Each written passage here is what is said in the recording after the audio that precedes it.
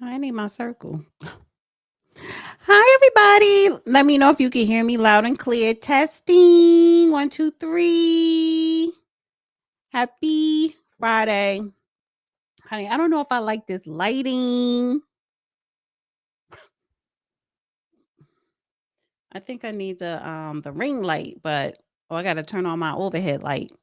I don't know. I look a little bit too pale. Let me see. I have the camera right here in front of me. I don't know. I still look cute though. All right. Hi, everybody. So, listen, panel debate, panel discussion. This is what I do Friday nights. And I have a good panel again tonight, and I'm about to bring them up shortly. So, just a little bit of housekeeping. Um, please like. Um, hit the like button, share the video on all of your social media outlets, share. And oh, I forgot to put the goal, but if you have a question or comment, if you want to send a super chat, you can. It's greatly appreciated. And I guess that's it. But tonight conversation, discussion / debate, are FBAs systemically held back from the wealth gap to justice? Are we in 2025 systemically held back? And that's a good question to ask. And we could go in all different type of aspects, in society. When we look at public policies, who's representing us or supposed to be representing us in Congress. We have a new administration. And of course, I am going to be talking about current events such as Trump sending National Guards into DC. And now the mayor of DC has sued the Trump administration, and a judge has halted the Trump DOJ, to be exact, from taking over the DC Metro Police. That doesn't mean he can't send National Guards in. They just can't take over the police department. So we're going to dive into that. And I'm going to bring up the guests one by one and have people introduce themselves. As we all know, like these panel debates, I like to bring great minds together and have discussions. I don't like an echo chamber. So I like to bring people in who have different ideology, thoughts, and perspectives on issues, right? So, all right, guys. So let's get started. Let's see. Um, Hi, Andre. I put you up in first. It's good to be here. Thank you for having me. So this is my first time meeting you, and I met you through Nora, the new party. Yeah, shout out to the new party. Great content, great panels over there. Shout out to Yeah. Nora. I very much appreciate her. Yes, I'm always stealing her panel, people, and you're one of them. So introduce yourself to my platform. Well, my name is Andre Williams. I have a TikTok account, Instagram. I mainly focus on criticizing Black culture, calling out the issues within the Black community in the most harsh and abrasive, aggressive way that you want to look at it. I think it's necessary. People don't like my delivery. I get this all the time. People will say, I agree with you. I don't like your delivery. Well, when I'm looking at the representation of Black people, how we're carrying ourselves in public, how far we've gone over the last 20 years, I'm more disgusted with the delivery of our politicians and entertainers and, these other people. If you don't have a problem with my delivery, we'll have a problem with the reality that we're in. So my entire focus is being as direct as we need to be on solving the issues when it comes to crime, education, and the structure of the household. Hmm. And may I ask, what is your political party affiliation? Like, what are you registered as? I'm registered as a Republican, but that's just by default. I'm a nationalist at the end of the day. I'm skeptical of both political parties. I vote what's in my interests. So, if a Democrat comes along and they're America first and they're a nationalist or a populist, I'll vote for them. But if a Republican, which seems to be the default nowadays, is very nationalistic and populistic, I'm going to vote for them. So, Now, are you a Black nationalist? I don't really like that. It's a lot of negative that comes with saying Black nationalists because a lot of Black nationalists are. I'm gonna be nice. Um, I'll say they're very eccentric, right? They have a lot of interesting takes that I really wouldn't support. I think it's a lot of the garbage that comes out of their mouths. But I'm an American nationalist. I believe in this country, and if you want to put me in the Black nationalist category, you can put me there. But I believe in the betterment of this country that we live in, and of course, the betterment of Black people. at the end of the day as well. Okay. All right. So let me bring in the second guest, Gavin. Hi. Hey, what's going on, Dana? How are Hi. you doing? Good. It's been a minute. So reintroduce yourself to the audience. Well, good evening, everyone. Good evening to the panel. I am Gavin Reshaw here in New Orleans. I am an attorney. I am also currently running as an I got to say this. I'm running as they took away the independent party here in Louisiana, but I am running for a council member of District E here in New Orleans, which has been taking up a lot of my time running as a non political party. It's a pleasure to be here on your show again. I've actually have my own channel, Gboot 2786, and my self-entitled channel I do here. So that's pretty much it. Okay. Cool. And what is your political affiliation? Like, are you a registered Republican or Not a political, no party. no party? Okay. Right. I was Democrat for a while, and then I had to leave the Democratic Party. I actually officially left last year. Okay, cool. All Yeah. right. Divine. How am I looking? Am I delayed or is it all good? No, it's perfect. Yeah, so it was that virtual background. So at least I know that from now on because that's what had me messed up. Yes. Um, You were here yeah, last week, but reintroduce yourself as well. yeah, my name is Devine Prince. I'm the president of the U.S. Freeman Project. We are a nonpartisan organization dedicated to resurrecting the abandoned missions of the Freeman Bank and the Freeman's Bureau. Um, that was the last time in this country's history where we had specific legislation for our people designed to ensure our full benefits of our citizenship in this country. And what political party are you registered as or affiliate yourself with? I'm independent. Cool. And let me bring on. Hi, Bread Man. How are you? What's the damn deal, Dana? How you doing? You looking good tonight. Thank you. So you were on last week as well. Yeah. And briefly introduce yourself. My name is Bread Man. I've been a aspiring comedian for 6 years. my top five comedians, my top five comedians are Richard Pryor, George Carlin, uh, Dave Chappelle, D.L. Hughley, and damn, I forgot my last one. But uh, yeah, and I'm also a content creator. Comedy saved my life, so I'm a very passionate black man. But I was able to find a avenue to channel all of my anger built up over these years, is being stricken with PTSD and just salute to the platform and just having another space to speak. You can follow me on YouTube, Breadman TV. That's Breadman TV. You can also find me on X, Breadman the comedian, and Instagram, Breadman 832. I do not affiliate with a political party. I refuse to pull my panties down in front of the nation, and I consider myself to have the strongest currency as a registered black voter. And I Okay. yield.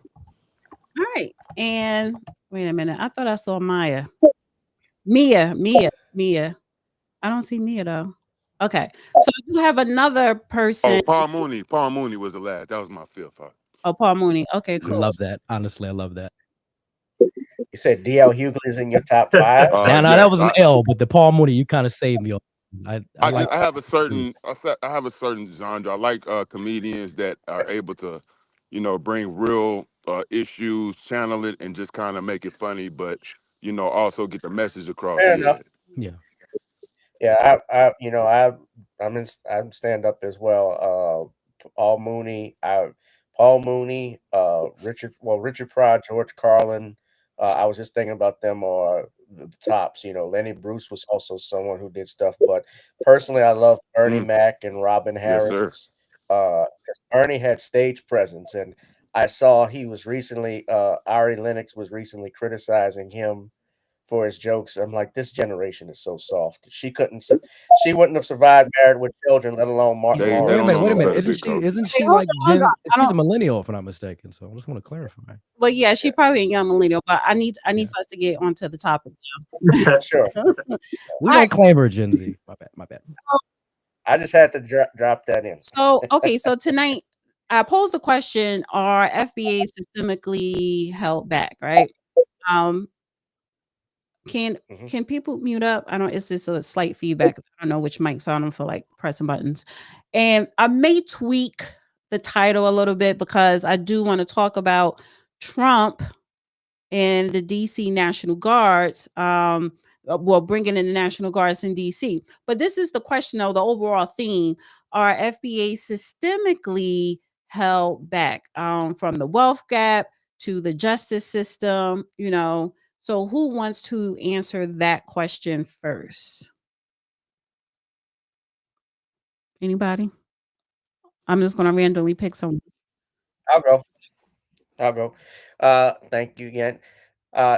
Well, to answer it short and sweet, yes. There's always been, especially in this country, of course, the history of racial prejudice and discrimination against blacks. We've seen it in laws that have been acted. Of course, when you look at what happened in this country through slavery and also subsequently with Jim Crow, the laws that were passed like grandfather clauses, to poll tax. Also, the fact when blacks actually could, like my family, who actually could when they tried to own property or did own property, and then subsequently through fraud and even violence and coercion, were forced to turn over their property back. Those are things that have happened. Now we do live in the 21st century, 2025.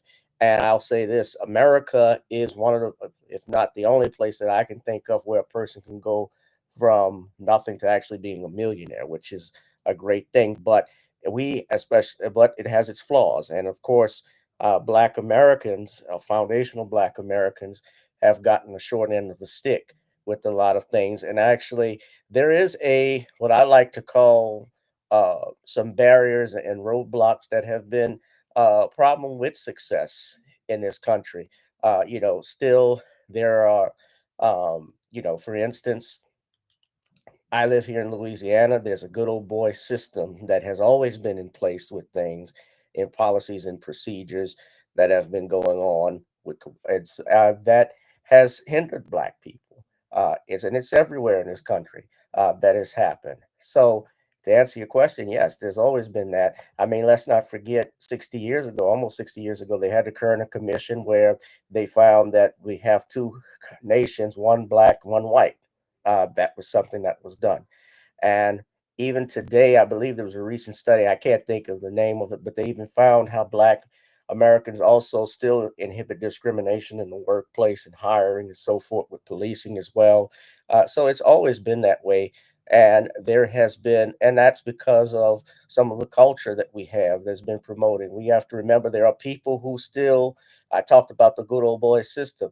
There are still people from back in the day who have passed down that type of garbage and rhetoric to their children and grandchildren, and they continue to pass that down. And we also, even though we get started, we have they have a 400-year head start than us with things. So it's like the old saying, old money. They've always, certain groups, certain families who've always had old money and so forth. They are been in this business in particular, a certain area, and Black folks try to get into that particular business, like the maritime industry, for instance. That is something, especially here, I've noticed that's something I've had to try to get in, been difficult to do. Now, that doesn't mean I'm going to give up and just blame everything, woe is me. No, I'm still going to hustle. I'm still going to find a way to do what I have to do to provide for my family. And that's how I think we all should do it. I have a very strong entrepreneurial spirit, Dana, with things. So there are ways we can get out and move forward. But yes, those are issues that Black America still face with. And, Dr. Claude Anderson in his book, Black Labor, White Wealth, he laid that out. And especially, I know we're going to be talking about some of the issues with immigrants, how some people can come over into this country and yet, like I'll give an example. He made an example about Arabs in Detroit, especially their neighborhood and community, how it was only less than, I want to say, not even 1% of the population in Detroit in 2000, but they controlled majority of the wealth in the black neighborhoods. They had grocery stores and gas stations and so forth that they owned. So those are all things we struggle. I know I'm just about done. So, because I see your Yeah, hand that was moving, but yeah, those are things we struggle with. But yeah, yes. that answers the Right, question. That's my right. opinion on that. I want to So, go to Andre. Wait, real quick, Andre. Mia, can you hear us? Mia, I don't think she can. All right, go ahead, Andre. Andre's frozen. Hey, Why? I'm frozen. You see that? I don't know what the hell that's about. I'm just frozen with this smirk on my face. Look at this jackass. hope it's I hope it's not this thing. I don't know. I I've probably never had this before, honestly. Should I come back in and should I do that? yeah, it's the black nationalists messing Oh with your man, they screen. hate me so much. Do you think I should just refresh the page and come back in? You just go to someone else. I'll respond. yeah, go out and come back in. Okay. Devine? Yeah, so I'll be brief since Gavin pretty much laid it out, so I don't get the wrap it up sign. Yeah, the short answer, and I think it's not even up for debate. It's yes, right? And the one thing I'll add to everything that Gavin said, because I agree with, it's always when this conversation comes up, people like to frame it as either or, right? It's like, well, either we held back systemically, and you can't do anything with your life, or it's the opposite, where since you can do stuff with your life, then there is no systemic marginalization or targeting about people, and it's just not either or, right? So two things can be true. And the one thing I'll add on, like I said, to close my portion out, unless they don't come back in time, is this: there is not one town, entity, or institution that failed in the hands of foundational Black Americans because of mismanagement. All of them, every single one, was the victim of governmental, either at the state or federal level, targeting for sabotage, dismantling, and destruction. So that right there, and that is a undeniable fact. Breadman. Are Uh, Black Americans yeah, systemically held yeah. back? Can you hear me? Yeah, I can hear you. Yes. I would say no, but it's a two-part answer. I'll try to be as quick as I can. I sent you some information behind the scenes, and those statistics stand true. So when you ask that question, I had to vehemently say no. In 1980, only 50%, roughly 50% of the Black community was able to graduate from high school. I looked up 2024, the number has shot to 81% of the Black community graduates in high school. So that means that no matter how many, so I don't call them YNs, I call them young men. No matter how many young men they show y'all out here with the switches, the numbers don't lie. 8 out of 10 of them are graduating high school. When you go to college, it gets even worse. In the 1980s, only roughly 20%, 22% of Black people were able to attend college. Y'all remember that whole commercial? It was heartwarming. The little boy saved up all his pennies, nickels, and dimes, 6 years old. And when his brother graduated high school, he took it to his brother. He said, "This is for you, because you are the first person to go to college in our family." It was 22%. That means 2 out of 10 Black people went to college. 2024, the number jumped to 64. 64% of Black people that are graduating are going to college. So we are competing in a high level, no matter what the propaganda shows. That if you know anything about sports, when you're in a minority or you're considered the so-called weaker or disadvantaged team, and the game is damn near tied at halftime, and they are considering you a threat, you're winning, and that's what the Black community is doing. Now, on the other side, I'll say, politically, we are held back. We are what I would say handicapped. Um, a lot of people get mad at this word. I ain't gonna say it because it's on YouTube. Um, We handicap ourselves politically by constantly, pulling our panties down and doing these people's work. Our hardest currency is just being a black voter. If you're not a politician, if you're not campaigning, you can't call yourself a Republican or a Democrat. You're not part of a game. You have the highest currency ever, and that's being a black voter. But for decade upon decade upon decade, we have handicapped ourselves and basically did all of the brunt work, all of the hard work, for these parties on both sides. And then when it's time to cash in and get your coins, none of them are going to honor what you deserve because you've worked for them basically for free. So that's why I feel like we are handicapped or held back, and it's to our own despise. With that, I yield. Right. Just do a quick test. Mia, can you hear us? No, we can't hear Mia. Oh my goodness. Wow. All right. Okay, so we could see Andre. So Andre, you could go ahead and answer the question. I'm sure I'm going to have the most unpopular opinion here. Well, I think that Black Americans are held back by their own actions. I mean, we're held back because we don't really focus on education. We have a very dysfunctional household. I don't think there's systematic things holding us back. I think that's a lie. I don't believe in this 400-year head start garbage. I think that's, completely idiotic to even bring up. If that's the case, then, it is what it is. Who cares? Move on from it. The past is the past. Things have all happened. The terrible things have happened in history through every people. We acted slavery was the greatest thing that ever happened. Well, I was saying the greatest in terms of its, the magnitude of it. The worst thing that ever happened to anyone in the world. No, it was not. Slavery was a common practice throughout all of human history and more brutal places as well. At the end of the day, we are our own worst enemy. We kill ourselves at a higher rate than anyone else. Per capita, we commit more crime in our areas.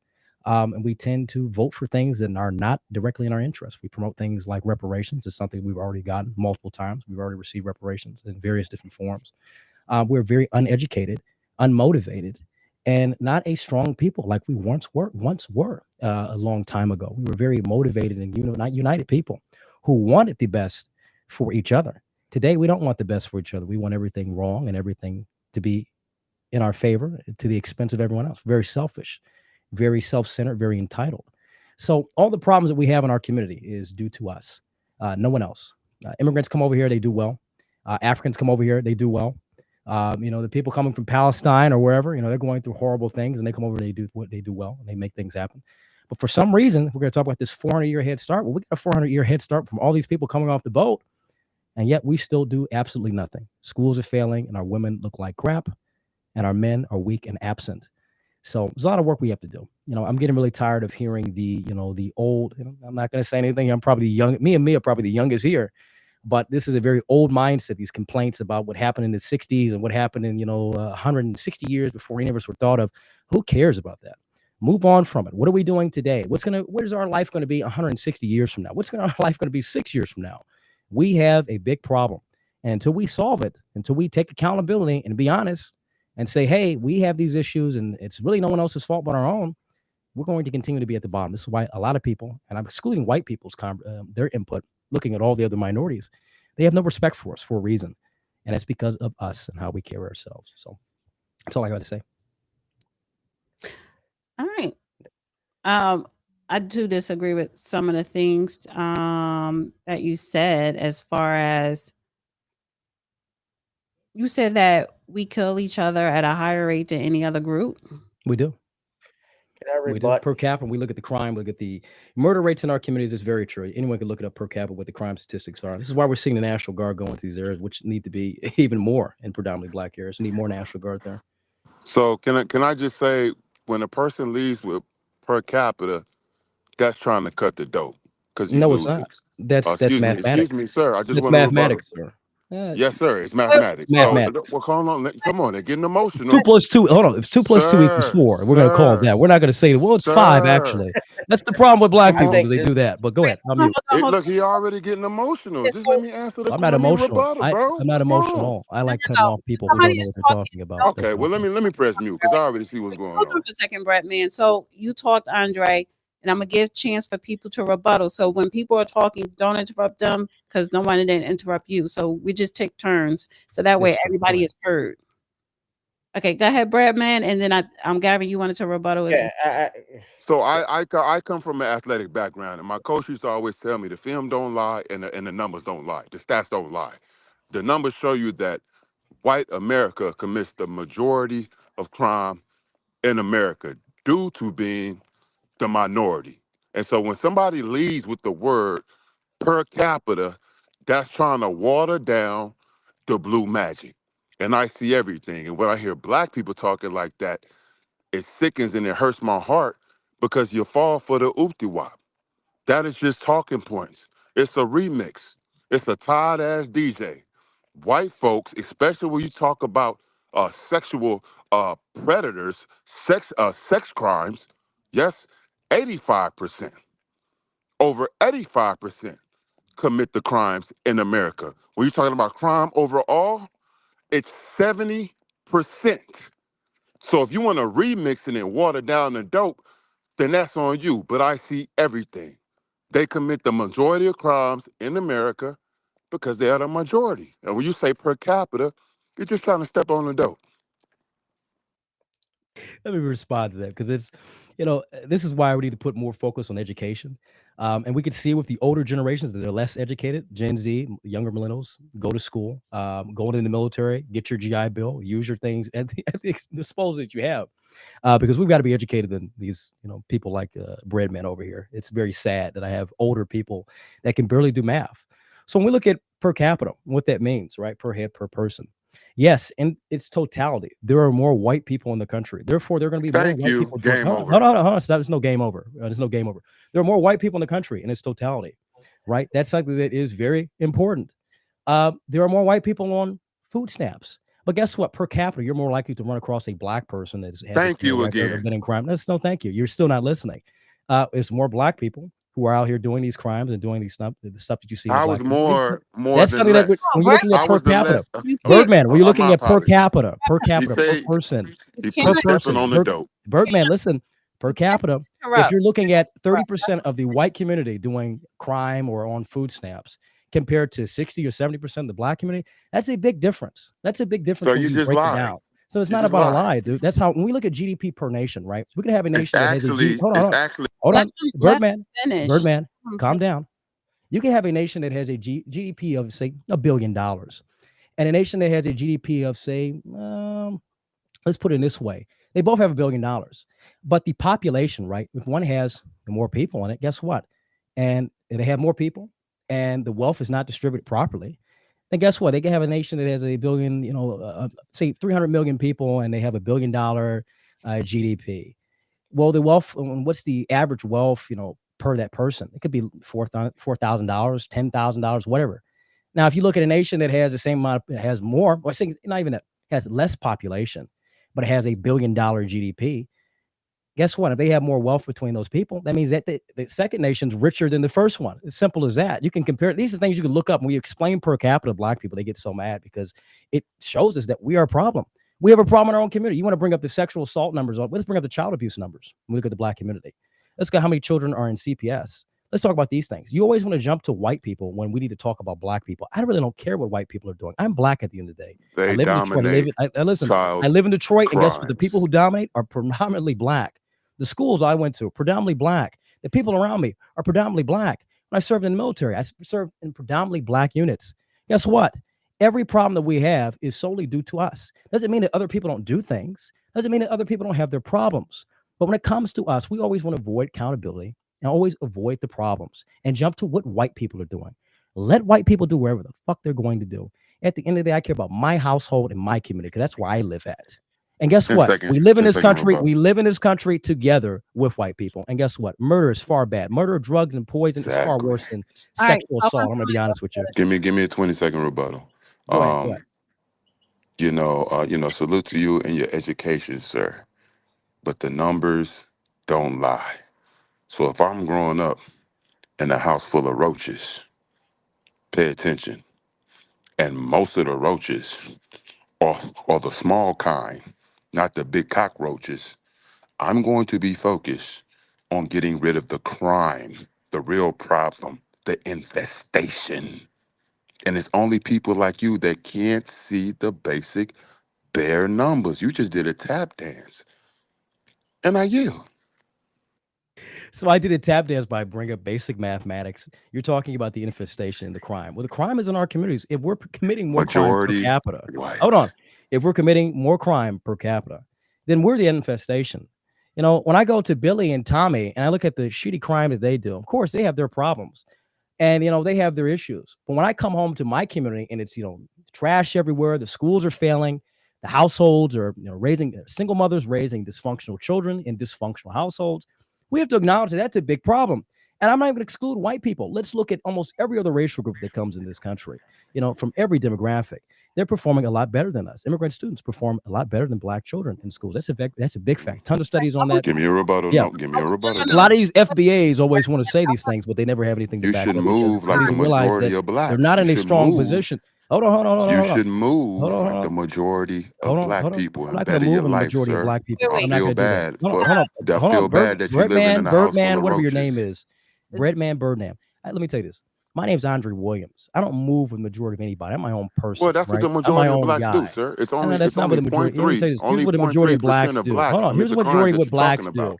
Here's the majority of All right, hold on for a second, guys. Hold on, because I want to get other. IQ and you refuse to move, sir. Hold on, Brad man, stop, The stop. majority of the black successful All right, blacks move. Brad man, that's stop. not true at all. I need to get other people who want to comment. Devine, do you want to comment? Gavin, go ahead, Devine. Do you want to say something? Yeah, I mean, this is just comical, and I'm not saying that this is what's happening with Breadman, but what I will say is, when you hear these talking points, you just gotta be mindful not to be triggered, right? Like, you already know what it is, like you know what he's gonna say. Yeah. Like, I didn't want to do the Eminem from 8 Mile, right, and say everything he was gonna say before he said it. But as soon as he introduced himself, I already knew what he was going to say because they all say the same thing, right? And it's like he's trying to make it like it's this this generation divide, right? He tried to throw a slick shot at Bradman and say, "Oh, yeah, it's these older people." But guess what? Andre sounds like Larry Elder. Andre sounds like Thomas Sowell. Andre sounds like right wing lapdogs for right wing white supremacy from young to old. It's the same talking point. Like per capita, here's the trick with per capita, right? Per capita works when you're comparing two groups that are virtually the same except for numbers, right? But we have never had the same outcomes or had the same living experience as the people he's trying to compare us to per capita, right?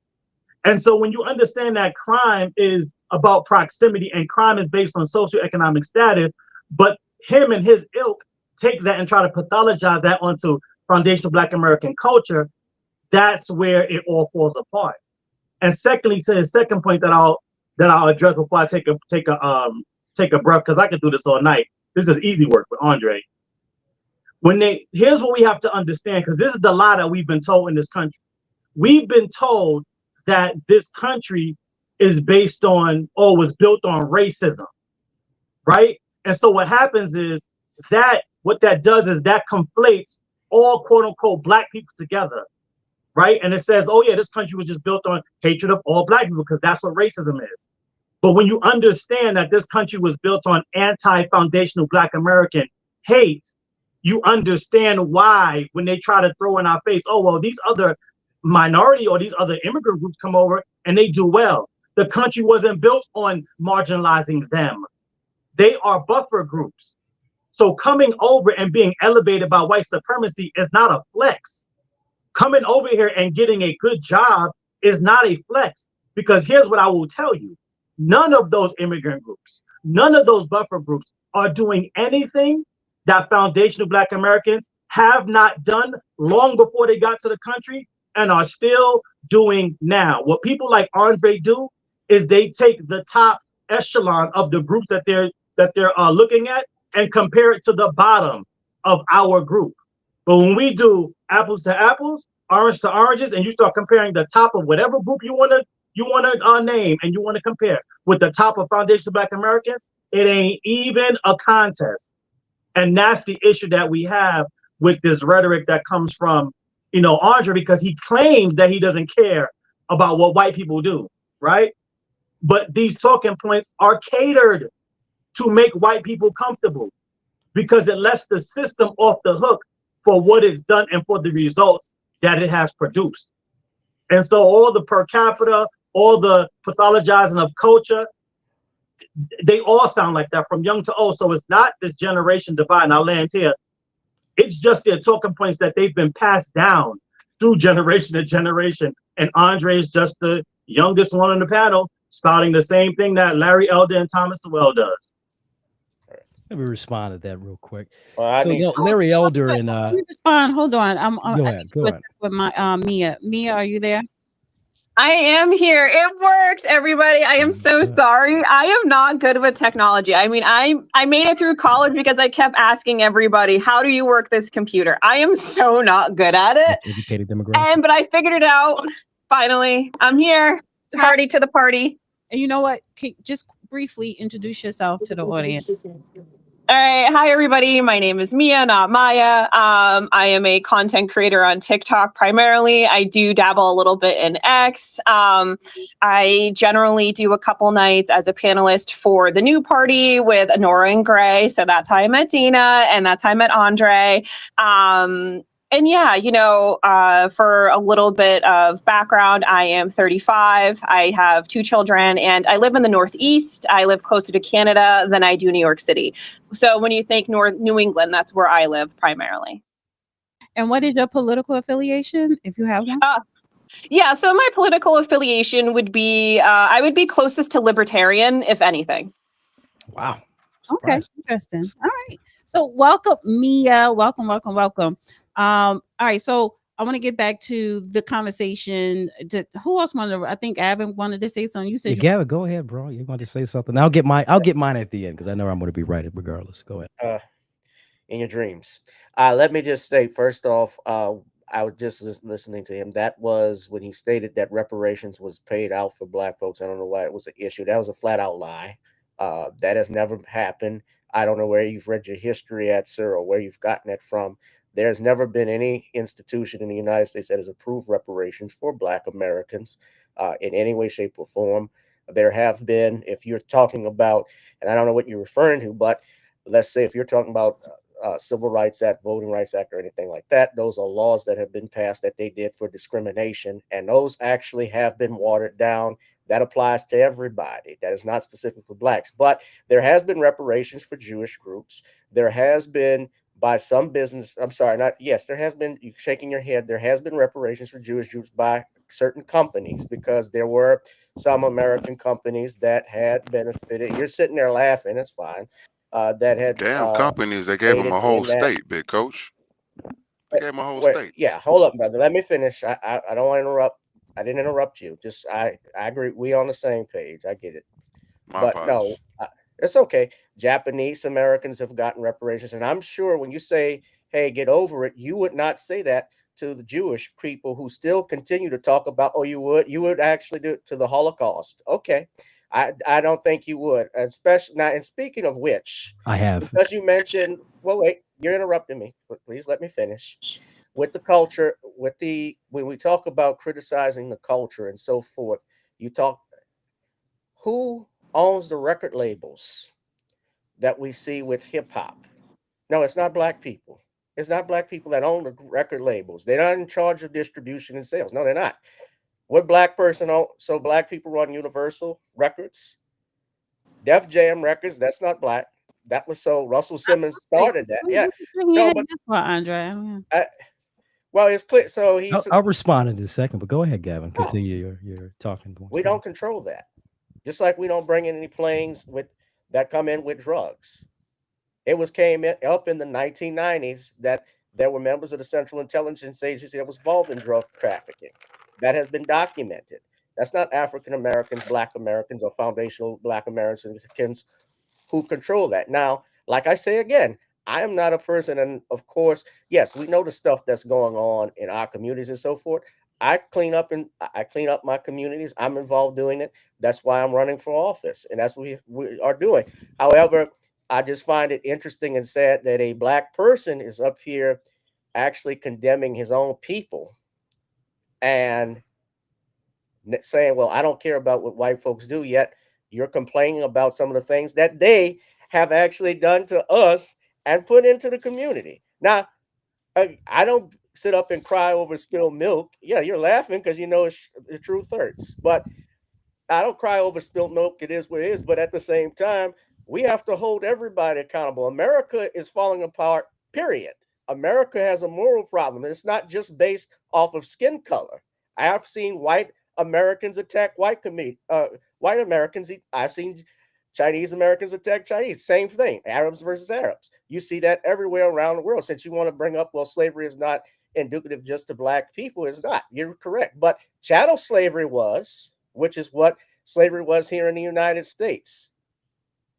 All right. Crime, Oh, yeah. I'm sorry. No, you're 30 No, seconds. I'll just say this. Yes, crime is indicative of course where you live. There is such, people kill people based off of proximity. People rob people based off proximity. That's a part of it. Right. And I know, and I've seen this before. I know, again, this is stuff that's happened, but you have someone someone like this, just gentleman who's making his remarks, and basically, I had to check that because there has been no I'm still shocked. You said there's been reparations given out to black folks. Where I need you to cite the law.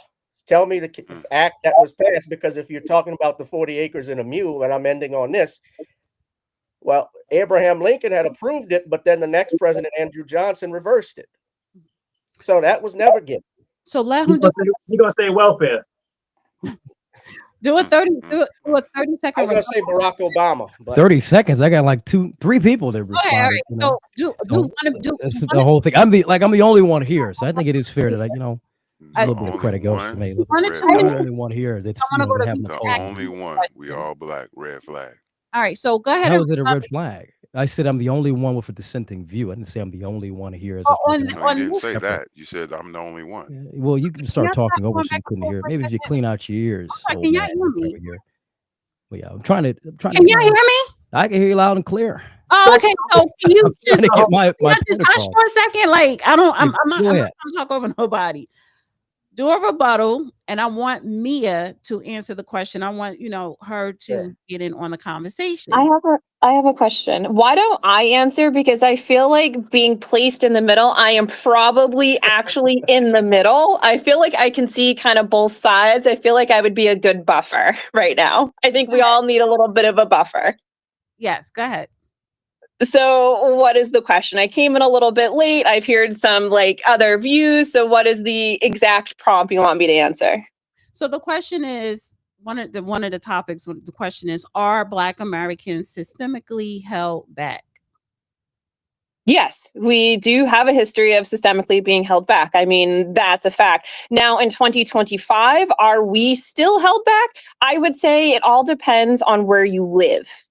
I feel like there is some people have better access to education due to property taxes, which means you'll learn a little bit more and the quality of education will be a little bit better, which makes you a little bit a step up opposed to people who live with less property taxes available. They don't get as good of education, if that makes sense. So in certain ways, depending on where you live, you can systemically, by education, be a little bit held back. But I think as a whole in 2025, you are able to go to college, you're able to have a credit card, you're able to buy a house. I mean, you're able to kind of keep up with your peers and other races. Okay. 1 second.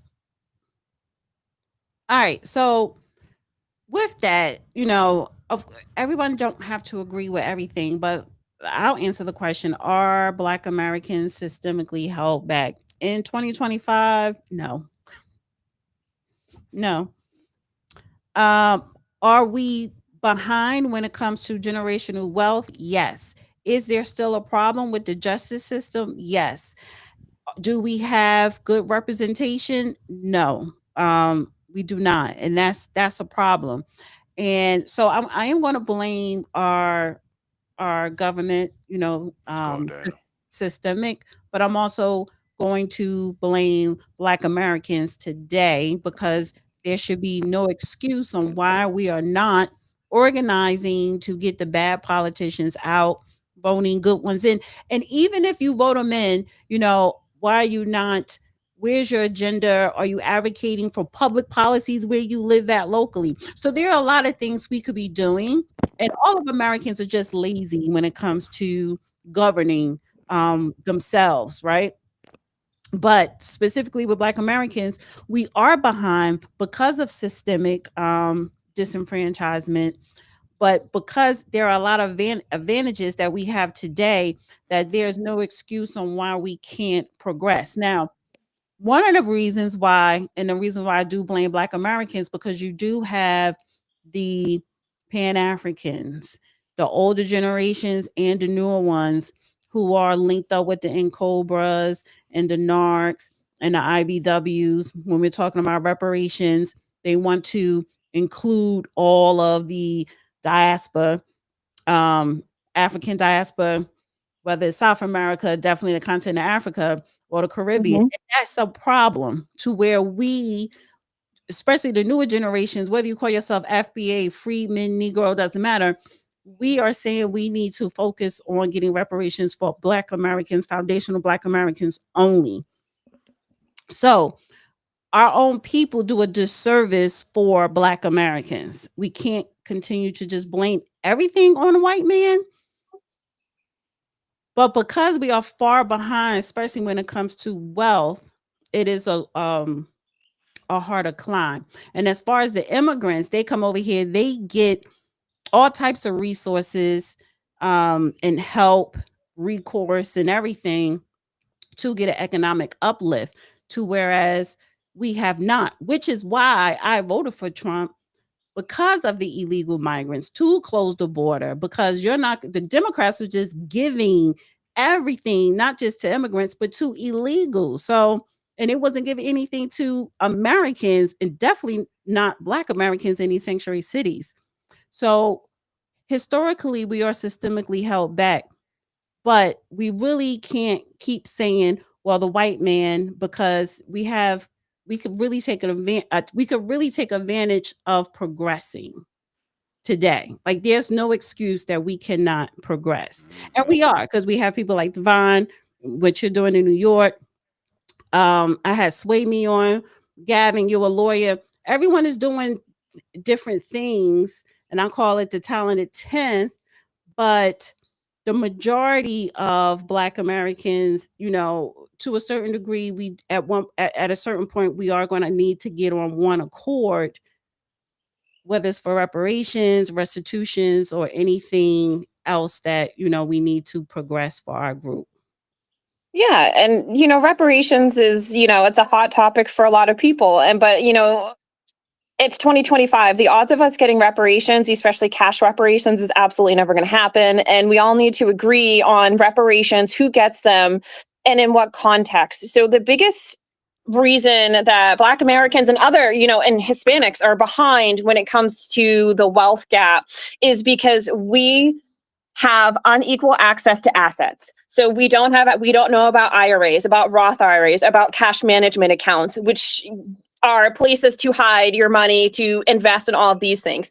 The Caucasian families invest at a much higher rate, which is why their wealth is skyrocketing, because they have actual tangible assets, whether it's property, whether it's investment accounts, whether it's anything like this. And this is something that a lot of people don't really know about, especially people in our community. So, I mean, if we're going to do reparations, they have to be in the form of a cash management, IRA, investment account, because that is the only way we're going to close the wealth gap. So it has to be something, but it also has to be something that closes that wealth gap, because that is the only difference between us, is the unequal asset. We just don't have equal access to these assets like some of the Caucasian households have. Go ahead, Devine. I was going to try to respond to the earlier points. Yeah, I want to It ain't too late. far away from my late. responses to these people. It ain't too late. Wait, hold on a second. Devine, did you want to rebuttal to Mia? You the host, so you let me know if I can go now. Go. So if somebody want to rebuttal, just jump in and rebuttal. I just don't want people cutting each other off. But I want to give a rebuttal, but okay. Yeah, no, I don't want. Yeah, I don't want to hold back from. We got to hear this wisdom that Andre was going to drop. But Yeah, but just to rebut what Mia, right? Not my Mia. Yeah, Mia you're said, good. okay, good, Mia. So yeah, it's so both you and I. Well, I don't know Mia to say I love her, but you know I love you, Dana.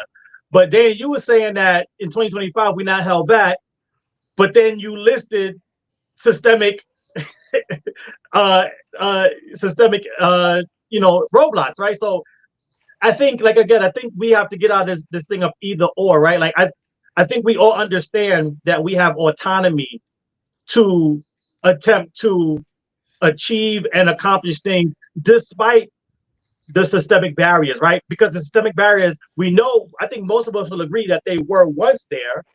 Some of us believe that they no longer exist or they stopped at some point. But I am of the mindset that just because something stopped does not mean its consequences are over. And it did not stop, in my opinion, right? And so I just wanted to point that out. But also to what Mia just said, um, a couple things. One, she said that the odds of reparations are zero. And then she went on to say, well, we got to decide what reparations is going to look like. So either it's zero or it's something that can happen and we just got to figure out what it's going to be. Right. So I would say that to what she just said. And also, again, just pointing out to help buffer the point that I'm making, and I believe the Breadman and Gavin are making, is that yes, I think what's happening is that people are looking at the symptoms and not going to the root. So she's saying, yeah, we don't have access to these assets and to these things that white people have. Then you have to ask yourself why. And why is because the systemic and systematic deprivation, right? So we're never going to just having access to it at this point in the game does not close the racial wealth gap. It's a report done by Dr. Darity, 9 myths about closing the racial wealth gap. Something that I would definitely implore everyone take a chance to read. And so a lot of these things like education is good. I'm not anti-education. Education does not close the racial wealth gap, right? Mm-hmm. And so when we talk about access to these assets, that alone would not close the racial wealth gap, because then we have to talk about the issue of wealth. And wealth, especially when we talk about white people's wealth or wealth of white America, was largely built when foundational Black Americans were not even on the monopoly board. So let me say something to Devine, because so when I was saying, yes, historically, systemically, there were laws, there were policies. And when I'm saying today, there is no excuse for me to say I can get ahead because I'm Black or because of whatever law, because those laws are no longer in existence. Now, the problem that I have when I talk about Black Americans is if I'm poor, and even middle class, and I have to work, and I have kids and stuff like that, do I have time to organize where I live at? I have to make time. Can people mute up? I don't know where the noise is coming from. Not sure. Do I have time to organize where I live at, right? Mm-hmm. Is everybody muted for a second? I'm unmute, so maybe let me mute up and you tell me if that's the feedback. Okay. So if I'm not organizing, if I'm not going to City Hall, if I'm not knocking on my state, county, city representative door, if I'm not creating a community list of people, if we are not talking together as a community to say, okay, we need this in our community, we need this in our libraries, the streets need to be cleaned up, blah, blah, blah. If we are not talking politics as a community, then we're going to stay in the same position. And I see a lot of people are not doing that. And this is for majority of Americans, but we're just specifically talking about Black Americans. So there is a lack of initiative mindset that is going on, because if, like, I was doing an X space on Tuesday and the guy was like, well, we need to be on these X spaces talking about solutions and planning. I said, wait a minute. I said, how are we going to plan about solutions when you live in another city, probably across the country in another state, and I live in Ohio and you may live in California? We are not organizing with each other. If you are not going to your city hall and asking these council people, let me see the 10-year plan that you have for this city, because they all have it. If you are not organizing with your neighbors, getting emails, getting numbers, having weekly, monthly meetings, or figuring out, okay, we need an agenda because we need XYZ, or organizing for policies, or whatever the case, if you're not doing that where you are living at, don't come talk to me about, oh, we need a plan and we need solutions, because you're not taking the initiative to do anything where you live at. And I'm seeing that a lot. People talk a lot, but they're not doing. So that's what I mean. So there's not a white man that's literally holding you back as it was once upon a time, or public policies. And when I'm putting accountability on Black Americans, are you taking the initiative to do what you got to do to make where you live at a better place? I got you. So I'll end with this, so we, I don't want to hog the mic. Yeah. So I would say, so obviously with all that, I agree, because you already know. Well, you know that all the things that you listed, I am doing, right, and organizing others to do in our area. So that's what already, And without. then I know the pushback that you're getting from Black people, the Pan Africans. Right, 100%. But so that's a great place to land. I'll land there. Is that here, and this is what I'm saying, right? So I'm doing all that I'm doing, right? But that still doesn't negate the fact that there are systemic challenges that are holding us back. And so what happens is that we can't get into the easy pitfall of saying, oh yeah, well, those Black Pan Africans are the ones that's doing it, so it's Black people holding us back. No, we got to understand what and who those Black Pan Africans are. Those are the gatekeepers that are installed by left-wing white supremacy, in the fight that I'm having. So yes, I could blame Black people, right, for the symptom, or I could blame the symptom and the root. And the root is left-wing white supremacy that has propped them up to target our community, so that they make what I'm trying to do that much harder, because they understand they really don't want our people to get in the game in the way that other groups are allowed, keyword allowed, to get in the game. I accept that. Let me respond to all this. Yeah, it's like clown hour at this point. I'm gonna go back from the beginning with Devine, whatever his name is. I think that's your name. I don't want to Devine, right? Okay. Yeah. So, everything you talked about, you didn't bring up statistics. I brought up statistics about per capita. When Black people dismiss per capita, it just shows a lack of education, that they just can't do basic mathematics. I'd say run around, I would say reach around, really, because you're screwing off the people who are, who live in these communities and see the crime and see the failing schools. And like I said, that's solely due to us. You could talk about the history. The history is, of course, history. We know what happened, but it does not have an effect on us today in such profound way that many people think. Now, this was the 1980s. I'd be very much in agreement. Like, there's a lot of stuff still going on. The residual effects of Jim Crow ending, and of course, the mindset of people who are resisting that mentally or even illegally. Of course, we can't deny that. But here in the 2020s, moving to the 2030s, no. There's more opportunity, more wealth for us. The problem is we don't want to take advantage of that. And that's why the immigrants are coming over. I don't like the immigrants coming over. I believe in a 50-year moratorium on illegal immigration and a mass deportation of all illegal immigrants. I really don't care. But when we look at it, these people come over here and they work hard. Those who do the legal process and come over here legally, yeah, they take advantage of all that. Do I not like it? I don't. But guess what? They do it. So what are we going to do about it? Sit back and cry and complain about systematic racism, which is non-existent. There's no systematic racism today. Was there? Yes, most certainly. And there's no white supremacy today. If there was white supremacy, you wouldn't be on a panel or being on television or being in any governmental position talking in the way that a lot of people do about white people. You wouldn't be able to, have a podcast or a television show saying that I hate white people. You wouldn't be able to walk around with a t-shirt that says, we pro-Black and this is Black America and it's about us, bro. I see this all over Detroit. So, when you got that, you wouldn't have predominantly Black cities in the way that they are and the way they run. So when we look at that, most of us live in these areas. And yes, crime is based on proximity. That's very true. No one's going to argue against that. But when we look at crime in our areas, we commit more crime than anyone else in the country per capita. That is something true. Anybody can look that up. Now, on to Gavin's point. I think Gavin is a prime example of, soon to be failed politicians that will do nothing for Black people and do nothing for Americans in general. And it's sad that we have just another voice of failure coming into the the swamp of American politics, especially Black American politics. You talked about 400-year head start, which is just ridiculous. I mean, at the end of the day, who cares? Everyone is going to have a head start. That's just how human development has worked. We look at various different continents and people, continents and different people and how they developed throughout history.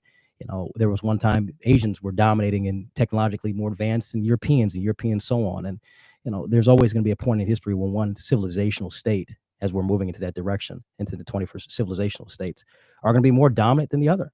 So that's just always going to happen. That's just human ability, human development at a certain pace. But when we get down to what you said about reparations, the welfare is a big thing. Affirmative action is a big thing. The various different civil rights acts are a big thing. Those are reparations. Reparations doesn't come in a monetary form. It just can't come in a monetary form. It doesn't come just in a monetary form. It comes in all different forms. So you're saying being treated like a human is You look up reparations? you look up the definition of reparations. It comes in multiple different forms. And there's been a lot of work being done, a lot of sacrifice that whites, Latinos, Native Americans, almost everyone in this country has done for Black people, and we can't get it together. And this is why people have Black fatigue. This is why Black fatigue has been growing. People are tired of Black people making excuses and not taking accountability. This is why we're seeing a lot of people become very popular with this rhetoric, Black and white. People outside of those two different groups, Asian, Arab American, the two groups of people that live the closest to us, separate from whites, they're tired of the constant excuses, the crime, discrimination that we give to them, the racism that we put out in our community.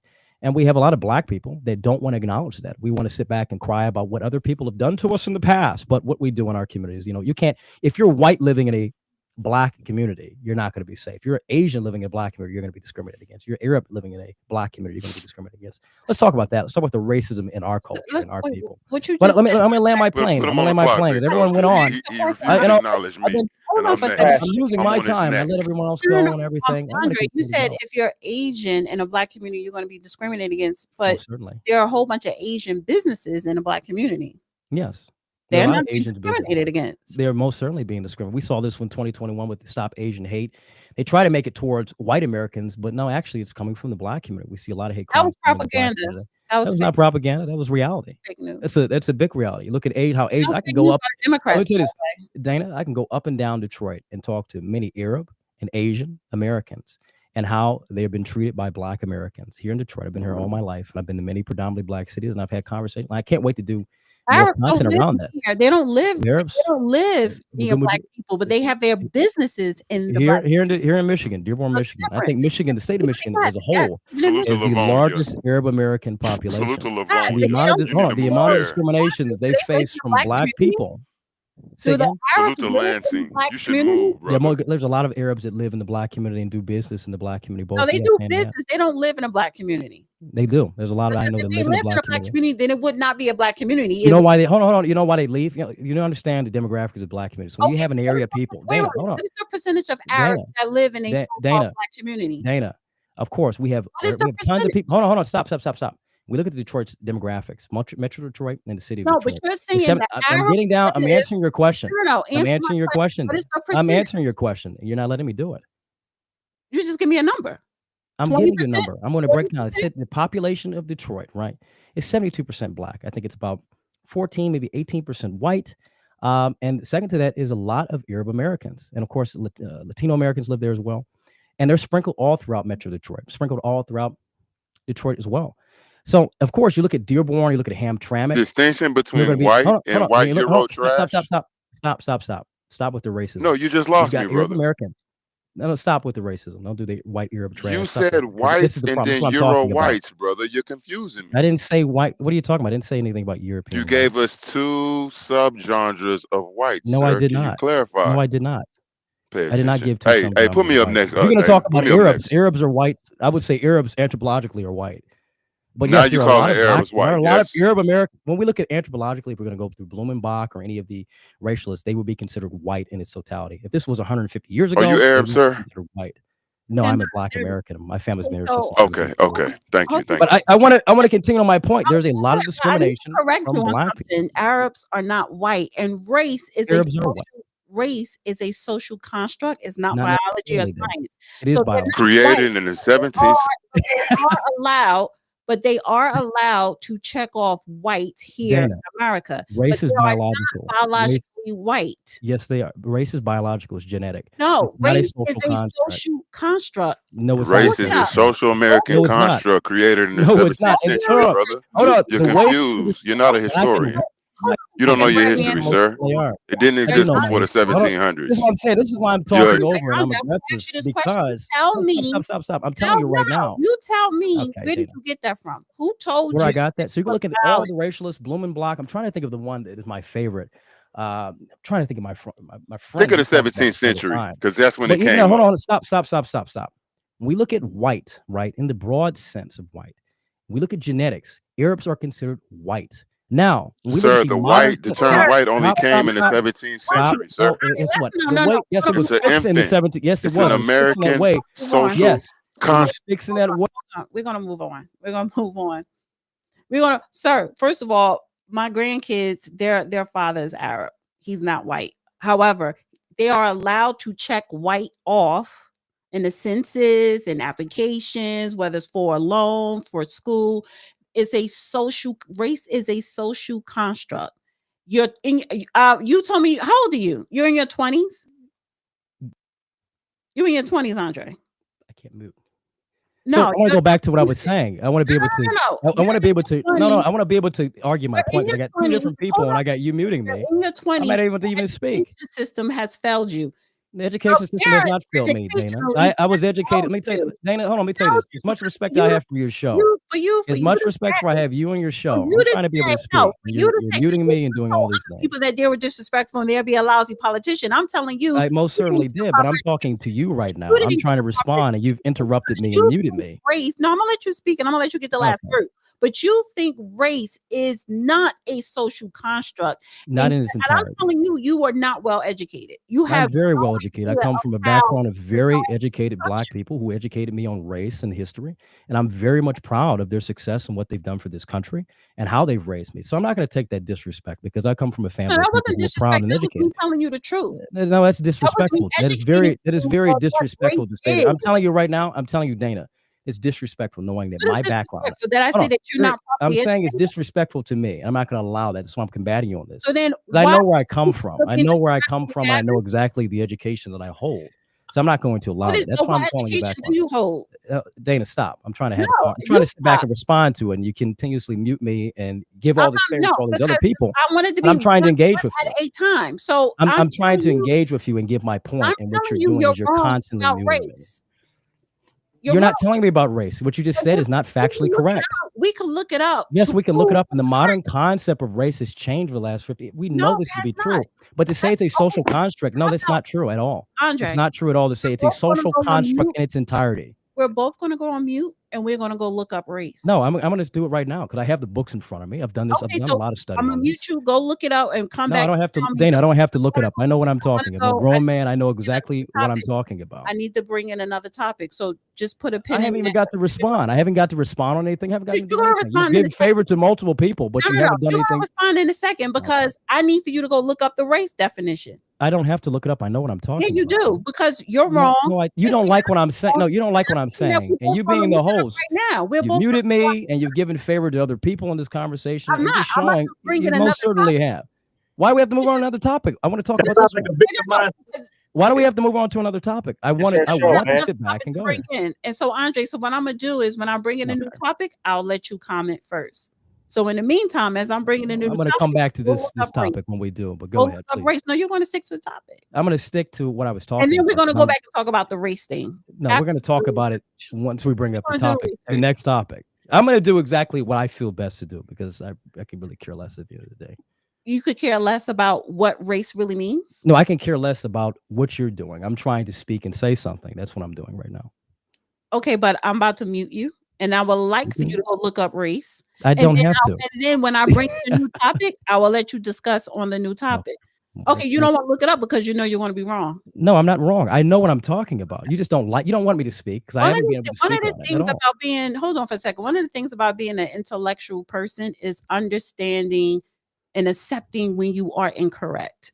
And if you think you're right about everything, when you think you're the smartest person in the room, you're actually the dumbest person in the room. That actually makes someone come off as being what they would say arrogant. So if you are intelligent, like you say you are, then how about you just say, you know what? I'm gonna go look it up. You may be wrong, or if you are wrong, admitting that my mistake. And if you can't do that, There's no mistake at all. You can't sit up here and have an intellectual conversation with someone. If Dana, you just didn't like what I said. That's what it is. You didn't like No, what I was I'm saying, and telling you cut you me what off. it You showed that. it's a difference for me not liking and telling you a fact. Dana, you got into the conversation when I was responding to two different people, and also I know. cut off Forget by about Brett You Man. never responded. But to then me, you though, also brother. got into. Hold on, I didn't get to the rest of the people I wanted to respond to. No, you And you didn't have came me in and cut mind, off but when I'm I next. started talking about race. Hold on, I Like got I my said, foot on your I neck. want to go to what I was talking about. No, I want to have the conversation No. because I can Dana, tell can I that you're can I wrong. can I get I don't can I like can being I having get my my bills intelligence in? insulted wait a by minute. people.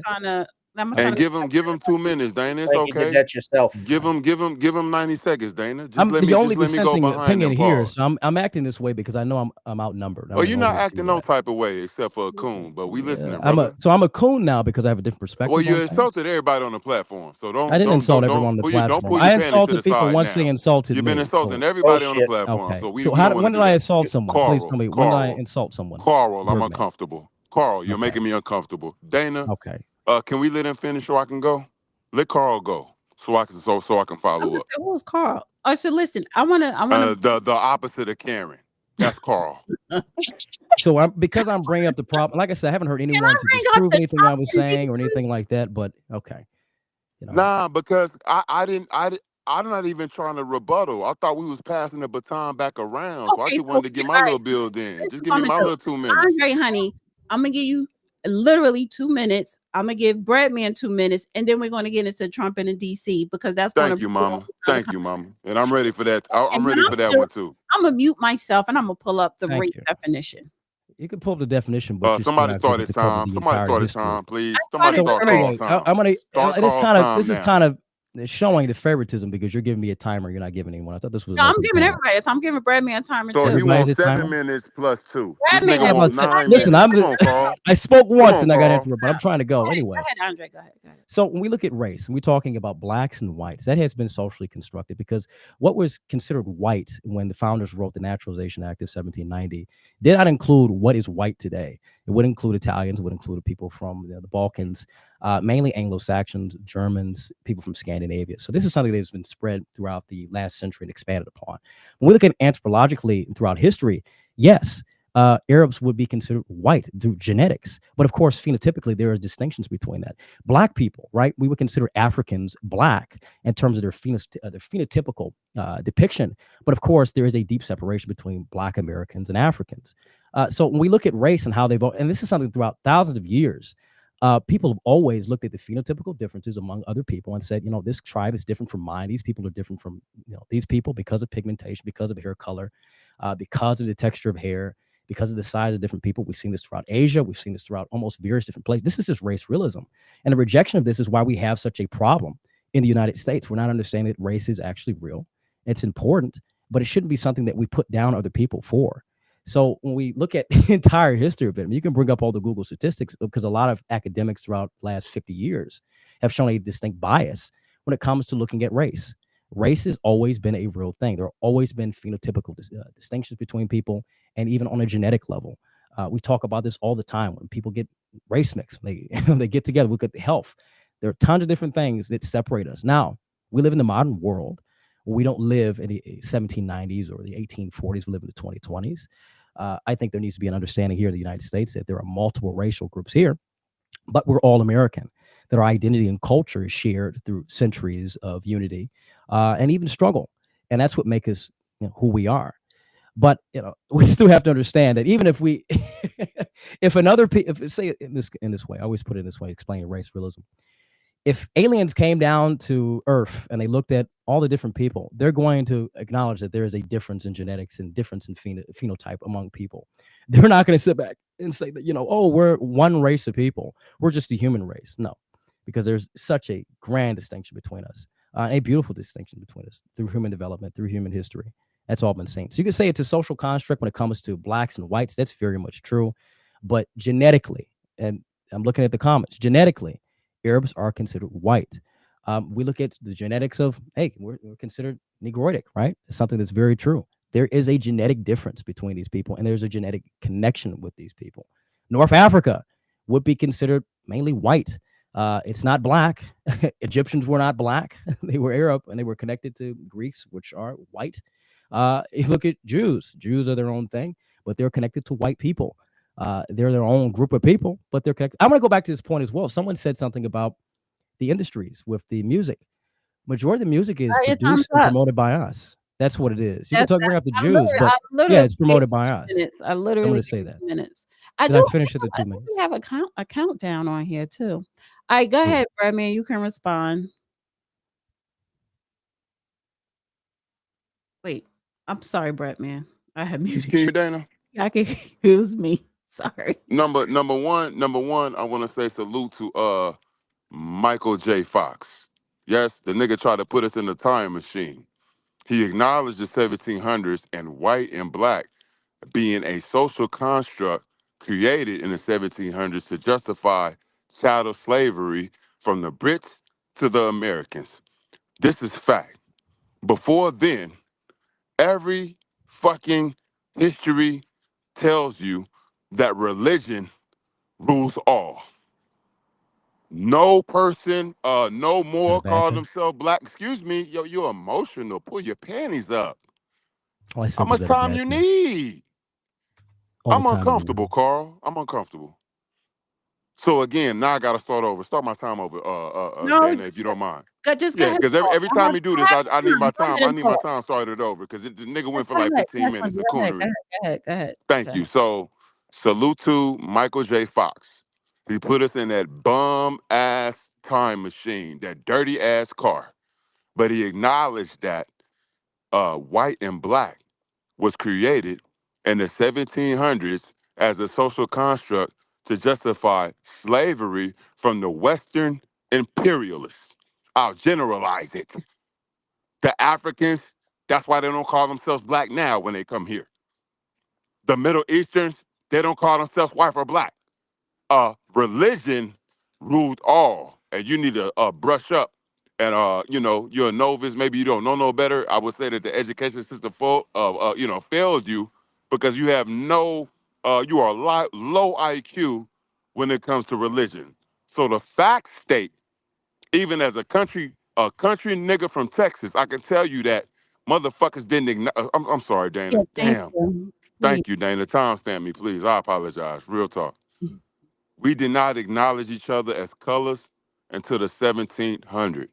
Everybody before that fought, warred, and acknowledged and separate each other off of religion and bloodline or lineage, or whatever the hell you want to call it. No, But it they did was not. not, excuse me, yo, excuse me. Oh man, Carl. no, they did. You know what? I'm just gonna do it. Carl. No, I'm just gonna do it because, like I said, I'm clearly uncomfortable. Carl. Andre, No, Really? they I'm didn't at yo. all. But time. Hey, go ahead. do Andre, we need to call somebody? Because I'm uncomfortable, Dana. you have I to don't let want me to start finish. over, but I'm I'm gonna uncomfortable, interrupt Dana. you. He's Your making me time. Let me uncomfortable. finish. Go ahead, Bradman. Go ahead. He's making me very uncomfortable. I'm not going to start over, but I'm very uncomfortable by the energy Carl is giving me. Your education, your Detroit education system failed you, which brings me to my next point. It did. If you're a black person and you're listening, you are free. You are free to roam and you're free to go in your person as an American.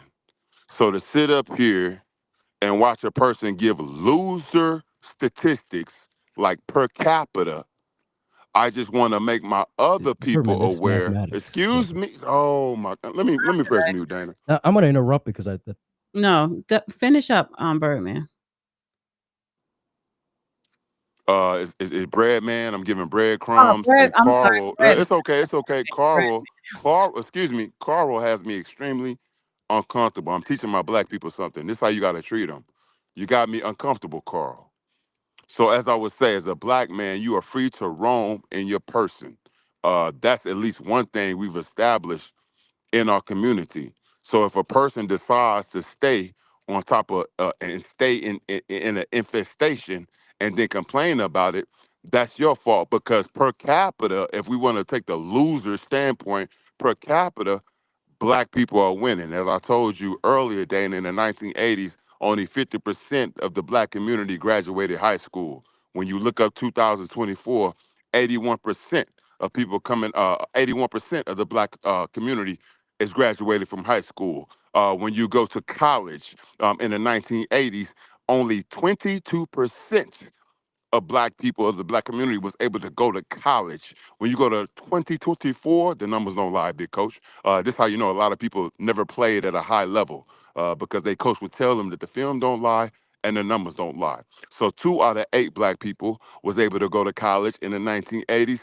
Now we have 64%.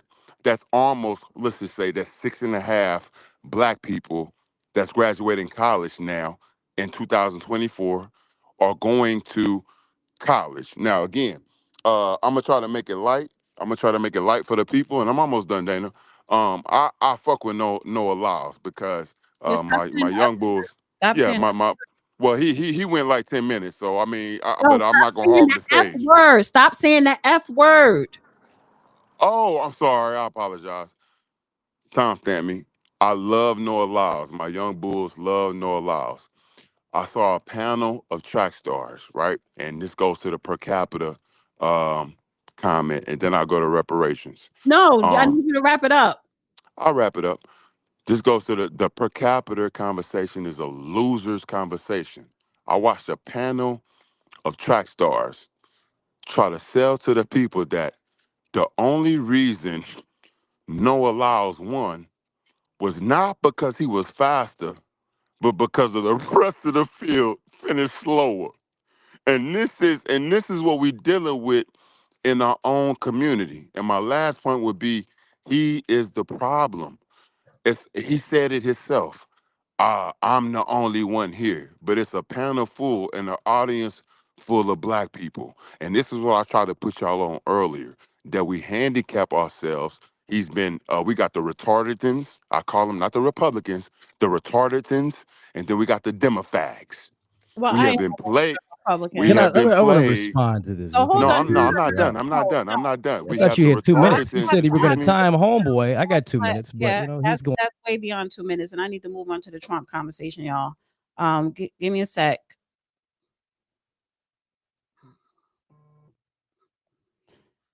Converted Jew,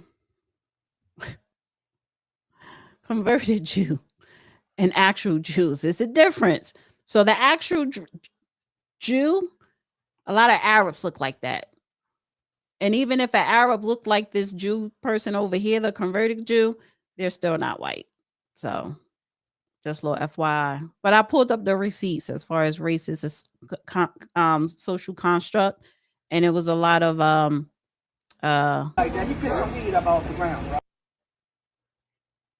citations to go along with it. All right. So Trump in DC. So Trump sent the National Guards into DC Monday, I believe. Yeah, Monday. And the DC and he took over the DC police department as well. Now, the mayor of DC, she sued the Trump administration or the DOJ, and a judge said that he cannot take over the police department, but he can still bring in the National Guard, which the National Guard is there. So she issued a lawsuit. DC sues over Trump administration attempted takeover of city police to halt the police. However, the National Guard is still there. We see this video here. You know, they're I guess questioning people. 42 to 47% of DC are black people. And you have white people make up about 30 or 32%, and the rest is other. But within that black people, you know, I think they are including the immigrants as well. I'm not sure, but once upon a time, DC was considered chocolate city. So the question, let me put this up here. And then I want to go to Maya because Maya hasn't said anything, and I really don't want to hear anything from Andre or Breadman right now. No disrespect, but I want to go to Maya and the other speakers. So the question is, are Black Americans being targeted in Trump DC takeover? And I want to play this clip here. This is from Greg Carr. He's a Pan-Africanist, part of that narc and cobra, whatever, but he's also a professor at Howard. And apparently Howard University is sending out a memo telling the students to carry their IDs. Well, don't you carry your ID with you anyway? So I want to play this clip and I want us to have a discussion, and I'm gonna go to Mia first. Girl, why you ain't correct me? Mia. Well, because it's all right. I'm sorry, Mia. All right. But the thing that will trigger their ire may very well be the stick. Because, see, the thing about white nationalism is finally that its overreach comes with a type of hubris that can ultimately trigger the type of response that we need.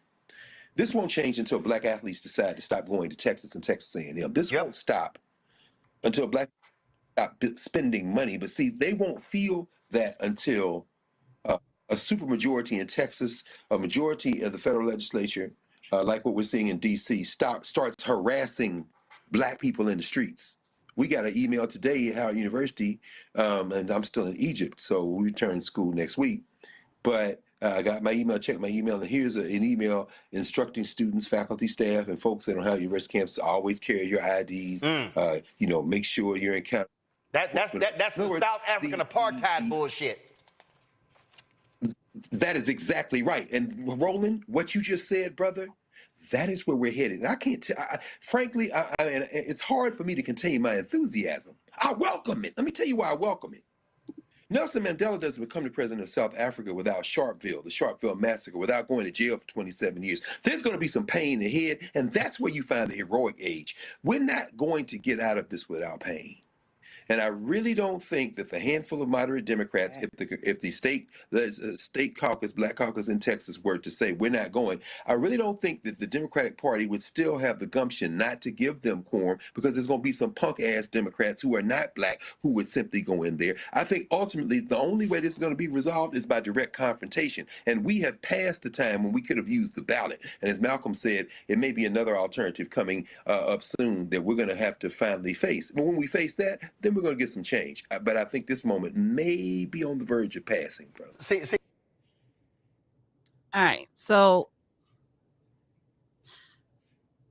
I want to go to you, Mia. What are your thoughts on Trump taking over DC? And do you think that Black Americans in DC are being targeted? So I think it's definitely a hostile takeover. DC, is federal land. I mean, Congress owns the rights to DC, point blank, period. Congress is the gavel. They are judge, jury, and executioner. That's just how the Constitution was written, because they were afraid if they put the capital in an actual state, that the state would have more sway than the other states, which is why they created DC. However, I feel like it's messy. It should have been better coordinated. I don't think the National Guard needs to be in there. I agree with deputizing FBI agents and having actual agents to supplement the police and clean up the streets, but I don't think we should put the National Guard in that kind of precarious predicament. That is not their job. I mean, there is crime in DC. There's crime in all major cities. I'm not opposed to... My biggest thing when it comes to crime in major cities is that these are sons, these are daughters, these are nephews, these are grandsons, these are cousins, these are spouses. Why are we not cleaning up our own families? Why are we not better family values? Why are we raising people that traffic humans? Why are we raising people that traffic narcotics? Why are we raising these people like this? So it's like, every single person comes from a family. So we really need to stop relying on the police and everybody needs to start cleaning up their own families. And unfortunately, since we're not doing it properly, unfortunately, the police have to come in and do it. And most people that live in dangerous areas that are just trying to make a living, that are just trying to survive, making $1 out of 15 cents, are happy when trash is taken out. They don't want to live next to drug dealers. They don't want to live next to human traffickers. They don't want to live next to trap houses. They don't want to live next to crazy either. So I don't agree with the National Guard, but I do agree with utilizing FBI agents to help clean up the streets, because we've seen what DC police can do. We've seen what New York police can do, or lack thereof. Baltimore, Chicago, Birmingham, Alabama, Jacksonville, Florida, multiple cities in Cali. We have left it to these police departments, and we see that they are not doing a proper job. Americans deserve to live, breathe, and eat clean air, clean water, and have clean streets and be able to walk with their children to parks. I mean, 4 babies have already been murdered in DC. 29 kids under 18 from the ages of 12 to 18 have already died this year. It's August. They've already had hundreds of murders, over 7,000 thefts, through over 3,000 carjackings with a deadly weapon. This is dangerous. And we need to take care of our own community, but we also need to start realizing sometimes we might have to turn in our family members in order to get them the help that they need so they stop terrorizing other families and stop it. That's just my opinion. It was some touchy points in there. Mia ready to turn into families, honey. That's committing crimes.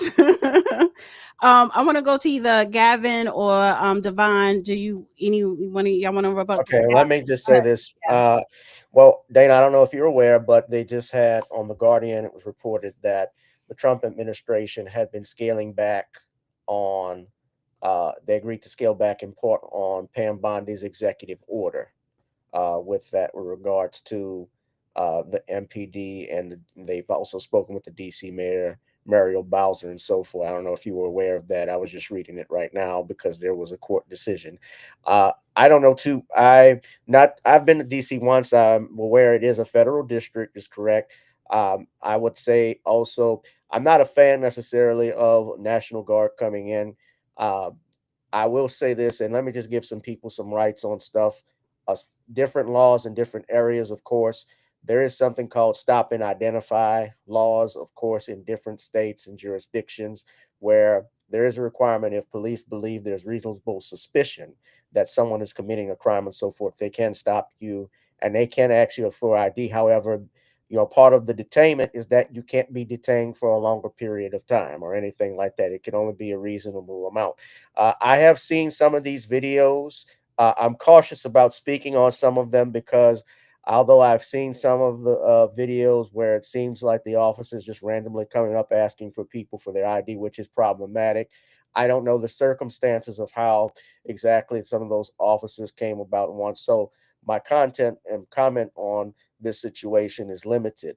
I am aware that presidents, and they have done this before, although it's rarely, they do call the National Guard in circumstances. They did it with Johnson did it in the 60s. George W. Bush did it in the 90s with Rodney King and another matter, of course. And now Trump is doing it. He did it in Los Angeles as well. So I'm cautious with these things, of course. Certainly, you see videos like that. I don't know the circumstance, if that was actually behind all of that, if they were answering to anything in particular, why they were there. But it does seem to be an issue. Do you think Black people are being targeted first and most? I think Black people have been targeted by police. To be honest, I don't know too much about the because I'm not in DC. I'm only looking at the stories that are on X. It seems just from looking at that video in particular, and I did see this one.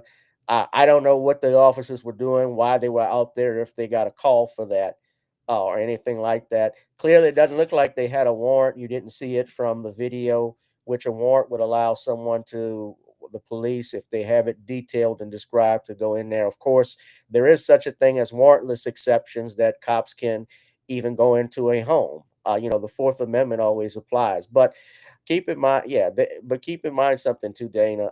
The Constitution should be at play at all times, even with federal officers when they're talking about entering people's homes and so forth. And everyone in particular, especially in DC, should be familiar, especially with their laws. And I think it's, with their laws and what's going on there, and educate yourself on it. I think this is an issue. Again, I think especially if someone's being harassed and so forth, or you're being stopped or detained or treated wrongfully, the one thing I'll tell you, just like I would say with similar with these stop and frisk policies, please get these officers' IDs, their badge numbers. Don't fight back physically. Your job is to get from point A to point B with these situations. Handle it later, even in court. Well, if honestly, somebody in the chat said something about Ohio has a lot of high crime rate and high drug addiction. And I live in Ohio. I don't live in that part though. But and Mark, Dana, are you looking at the comments? I glaze at the comments to make sure people are on the up and up. But if I'm not pulling questions, honey, send in a super chat. Those are the ones I recognize first and most and foremost. But anyway, I want my neighborhood to stay quiet. I don't want to see people hanging outside. I don't want to hear loud music. I don't want to see people littering. I don't want to see trash. I don't, whether you white, black, I don't want to see certain types in my neighborhood. I don't want to live next to them. I like police patrol. I like police presence. So if you are in an urban area, and I grew up in an urban area, and people hang out all times of the night. Things go on that should not be going on. That could be dangerous.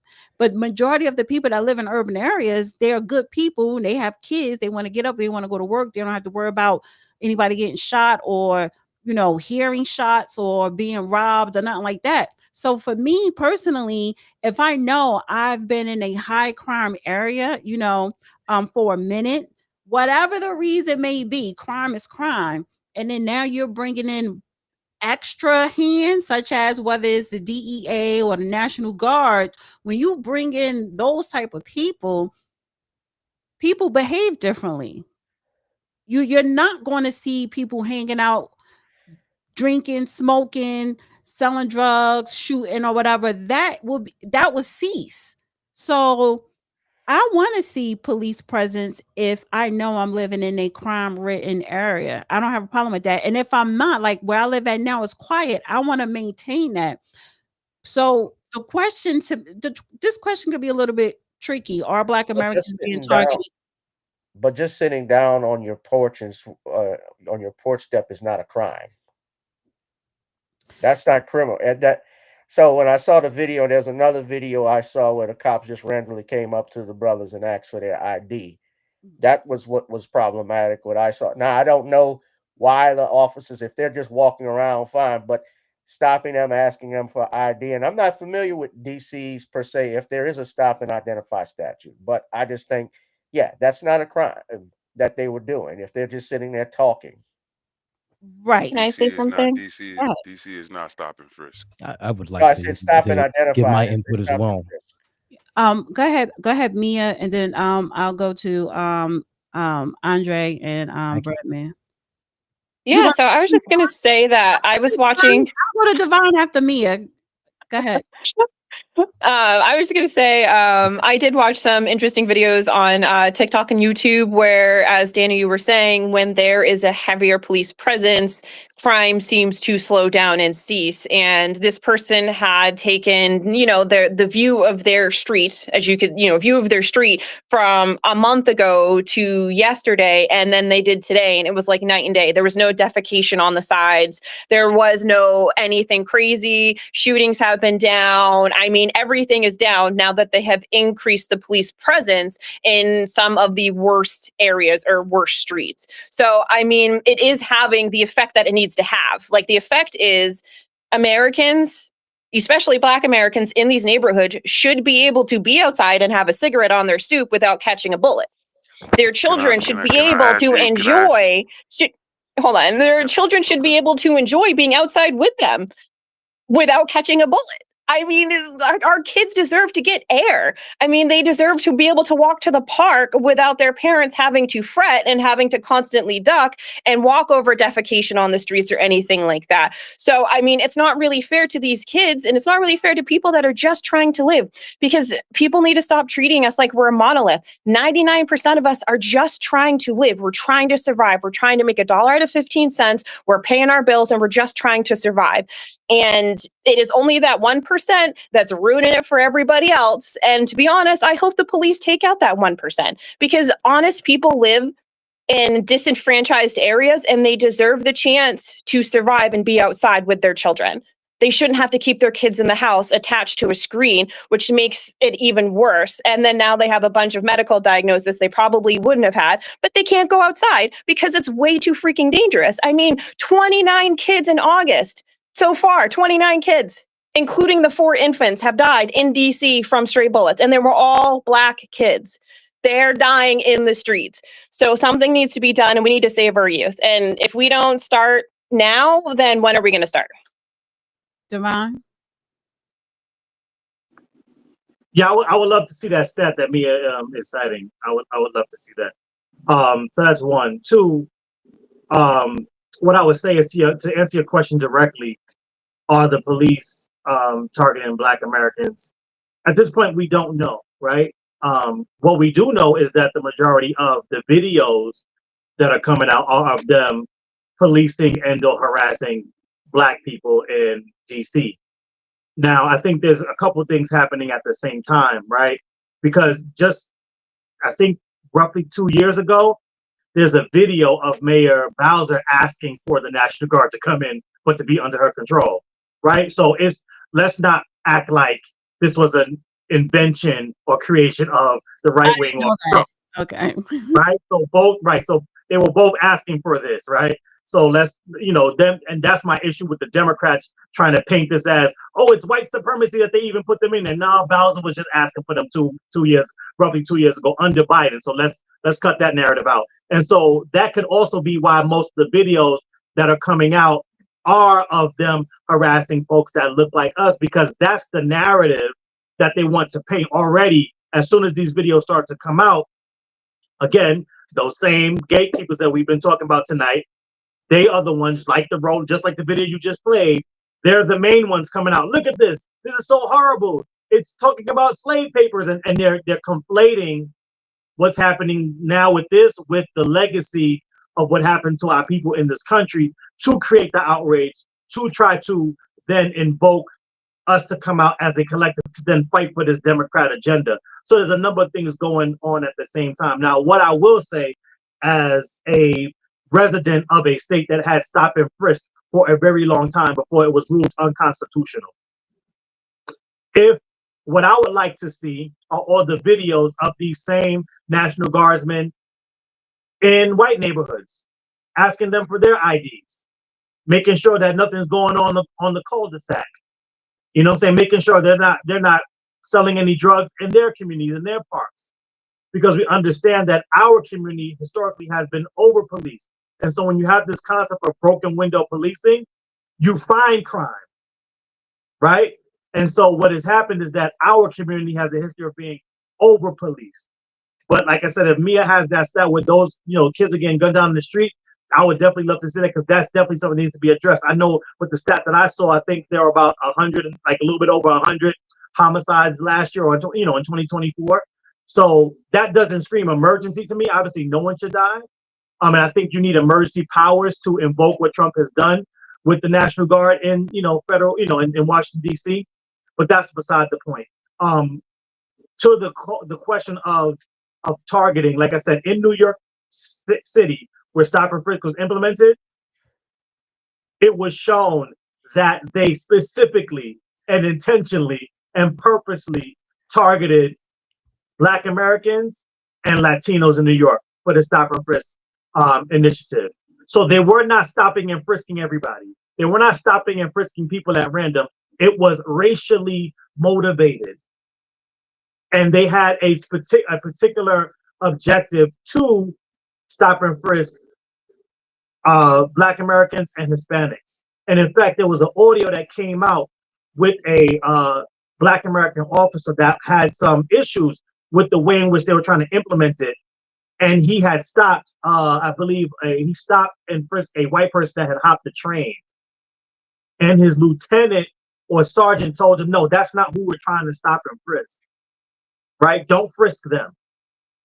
And so you see that even when there is a policy or something that should be for the good of our community, because all of us want to stop crime, we see that the institution, going back to systemic, there is an underlying foundation of systemic targeting of Black Americans, and we're seeing that on display through the videos, right? And so I think they're gonna be at this for 30 days if they can't get it extended. And so I would love to see at that point the numbers that are compiled. But just call me a cynic, but I believe that at the end of the 30 days, we're going to see that same systemic bias and racial targeting in the people that they stopped, in the neighborhoods that they policed, and even when you look at some of the arrests that they have posted on their site, because they've been going around and arresting people, it's mostly Black people, whether it's Black Americans or Afro immigrants, we don't know off the top of our head. But what we also know is that they're being arrested for petty offenses. There's no kingpins. There's nobody that's going on a shooting spree that they stopped. These are all petty offenses that they've arrested. And so that's where I start to have an issue and lean more in toward, they're targeting like they've always targeted. Let me respond to that. So we look at the numbers, the homicide rate. Sir, she said I was next, respectfully. No, I was next. So actually, she skipped over me. Dana, she's the host, and she yes, gave she the did. roll That's what I'm call, talking right? about, Dana. She So said me. Honestly, Brett, I don't know. Like, man, you should invite Andre on your platform. I want to be honest here. I've been muted like the whole time. I'm not able to respond to anything. I don't know what's going on with your connection, but go ahead, Andre, and then Brett me next. All right. So I'm just going to say this. I've been trying to speak the majority of this panel. Like I said, I'm outnumbered. I'm not allowed to get my point across. I want to thank Mia over here. She's giving a great point. I very much agree with everything she said. I like the neutrality she has and the point she's making. But let's be honest. How you report a nigga on this platform? That's guy, weird. can you simmer down for a second? This is what I'm talking about. So we look at the per capita in DC. A lot of crime. Black people commit a lot of crime. I think it was 2023 or 2024. It was 146 murders. 136 of that victims were Black, and that was in predominantly Black areas from other Black people. That's 95%. The population of DC, I think it's 41%, 41.4% Black, and then like 41.1% white. So equally the same, with like 11% of that being Hispanic. Well, Black people per capita commit more crime than the city of DC.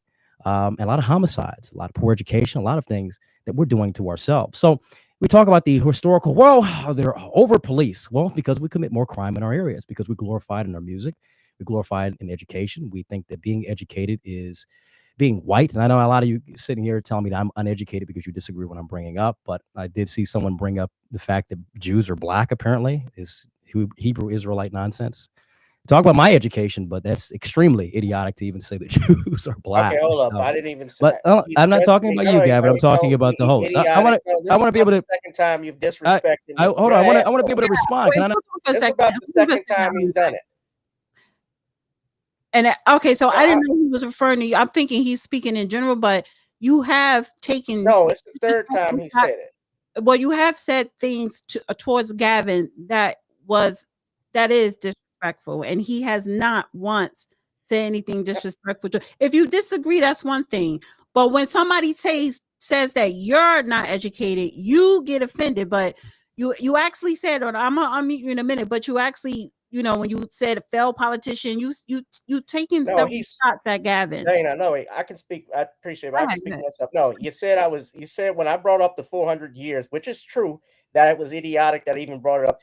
You called me a failed you said another example of a failed politician. I think you're a failed human being, frankly.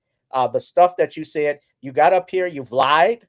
You've lied about, you even said some stuff about welfare being reparations. If you did some history, there's history here. 1965, Lyndon Johnson passed the War on Poverty Act. That stuff with welfare, what you're talking about, like SNAP benefits, Medicare, the majority of those who accept those are whites. That was for the whole country. That was for the whole country. Again. So maybe if I might be a failed politician, but I didn't fail history and math.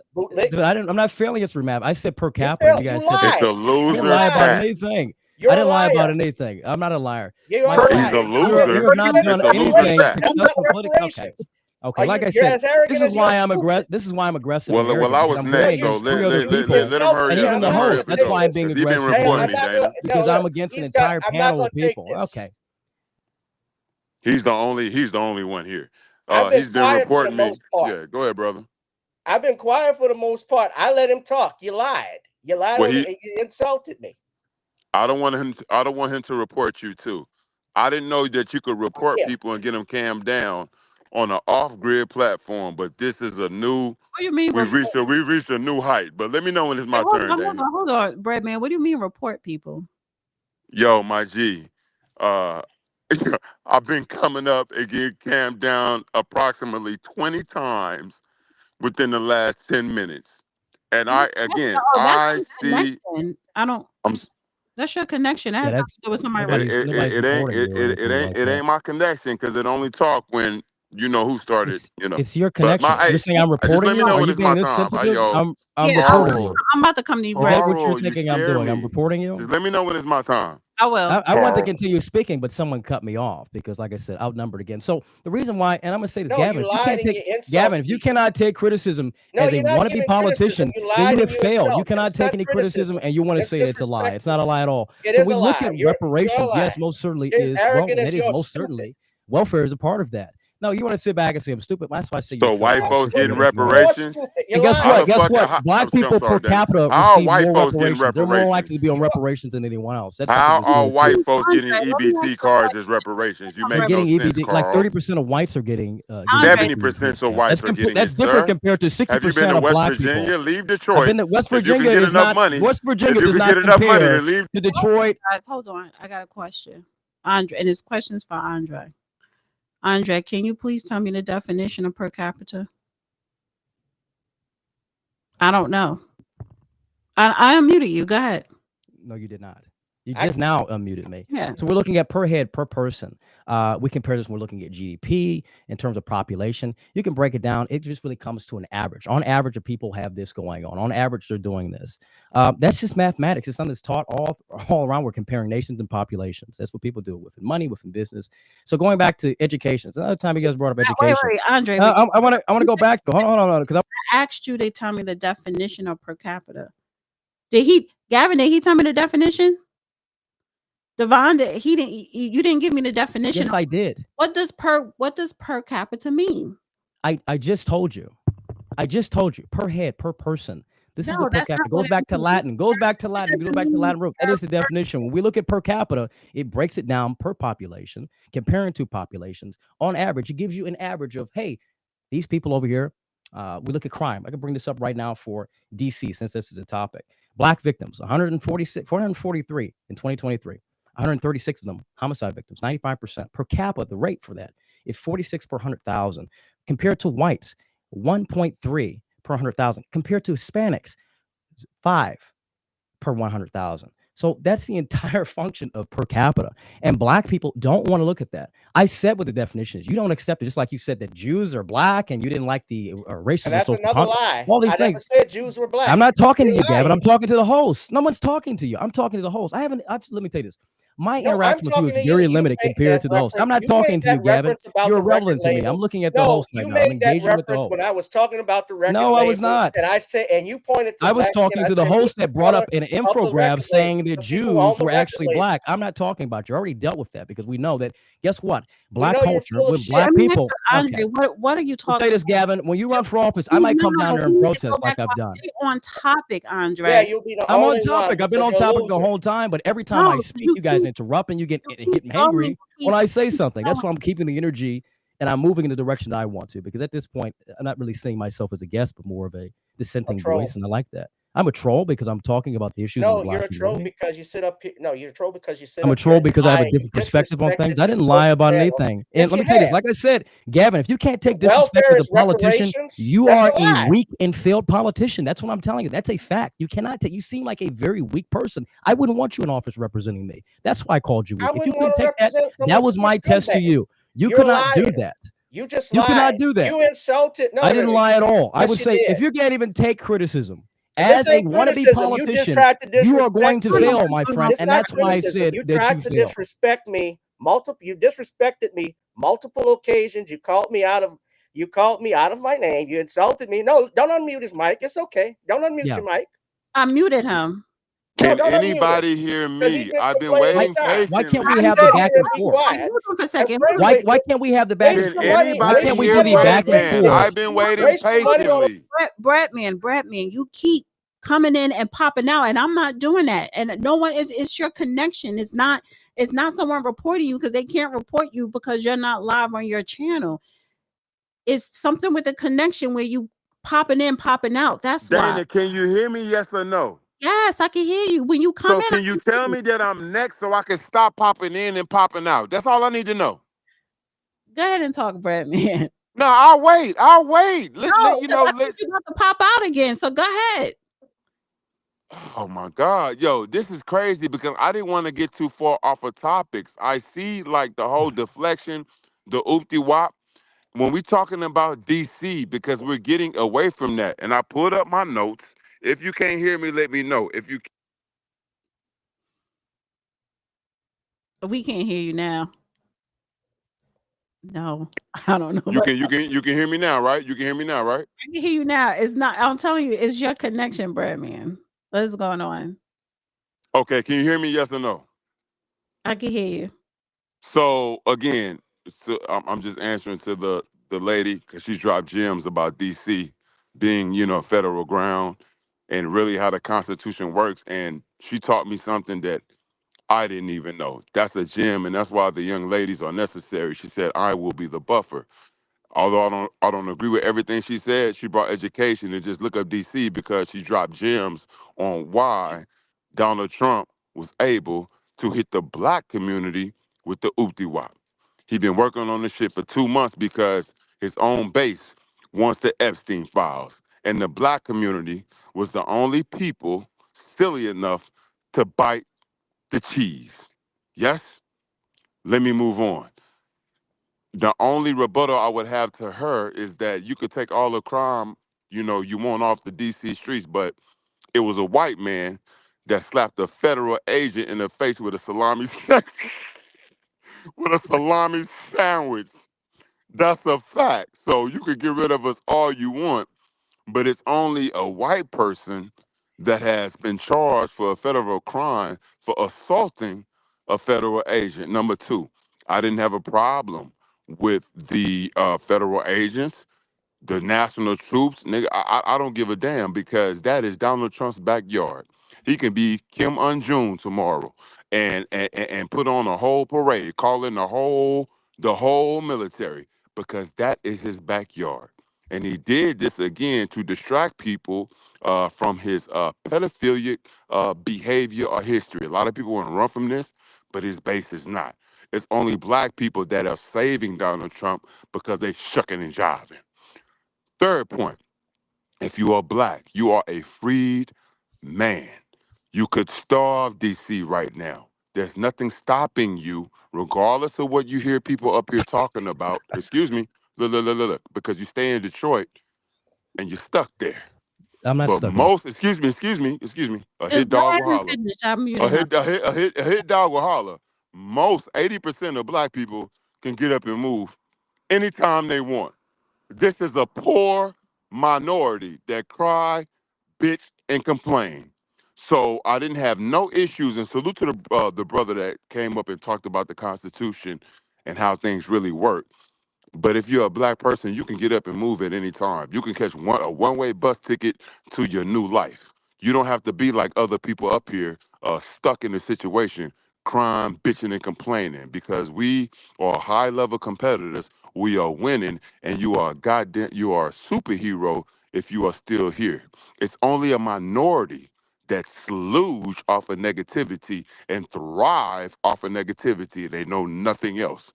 But 80% of the black community, I brought y'all the numbers, we don't do that. You can go wherever you want. You don't have to be there. And this is where I end. Salute to the brother because I didn't have no problem with what Donald Trump was doing. The only problem that I have, and when the problem came into existence, and that's why I say if you're a black man or you're a Oh, black woman, excuse me, apparently, I'm not from Detroit, excuse me, come and on, apparently, I'm too Carl. poor to go anywhere. So I see Carl, what you kind of are panel making this me is. Andre, you uncomfortable. gotta. I see what kind of panel this is. Carl is Andre, making you me gotta. Go uncomfortable. ahead. Go ahead. He's making me uncomfortable. I want to call 911. You got to beat him to the punch. I want to Get call back on 911 track, because Brad, man. Come on, come I'm on, come on, come trying on, to. come on. I didn't interrupt nobody. Just So finish. as I was saying, we are all freed men and women You can starve that city out by just packing your shit up and moving. But salute to the brother. I want to signify what he was saying. Washington, D.C. is not a stop and ID state. In Texas, you don't have to show ID until you are actually arrested. And so what's going on with this community is these young brothers, they call them YNs, I call them young men. They not standing for this BS. They actually putting pressure on these people, but they are uneducated with their rights and they uneducated about their freedom and their dollar. They can catch a one-way ticket to freedom right now. All right. But if you don't know your rights, if you don't know the Constitution, if you don't embrace that, you put yourself in a certain situation. And I didn't have a problem with nothing that was going on. But even Donald Trump's base would tell you that's why he will only do this in Land his the back. plane. Come on, man. Please No, land you the gotta land plane. the plane. Crash it. Do something.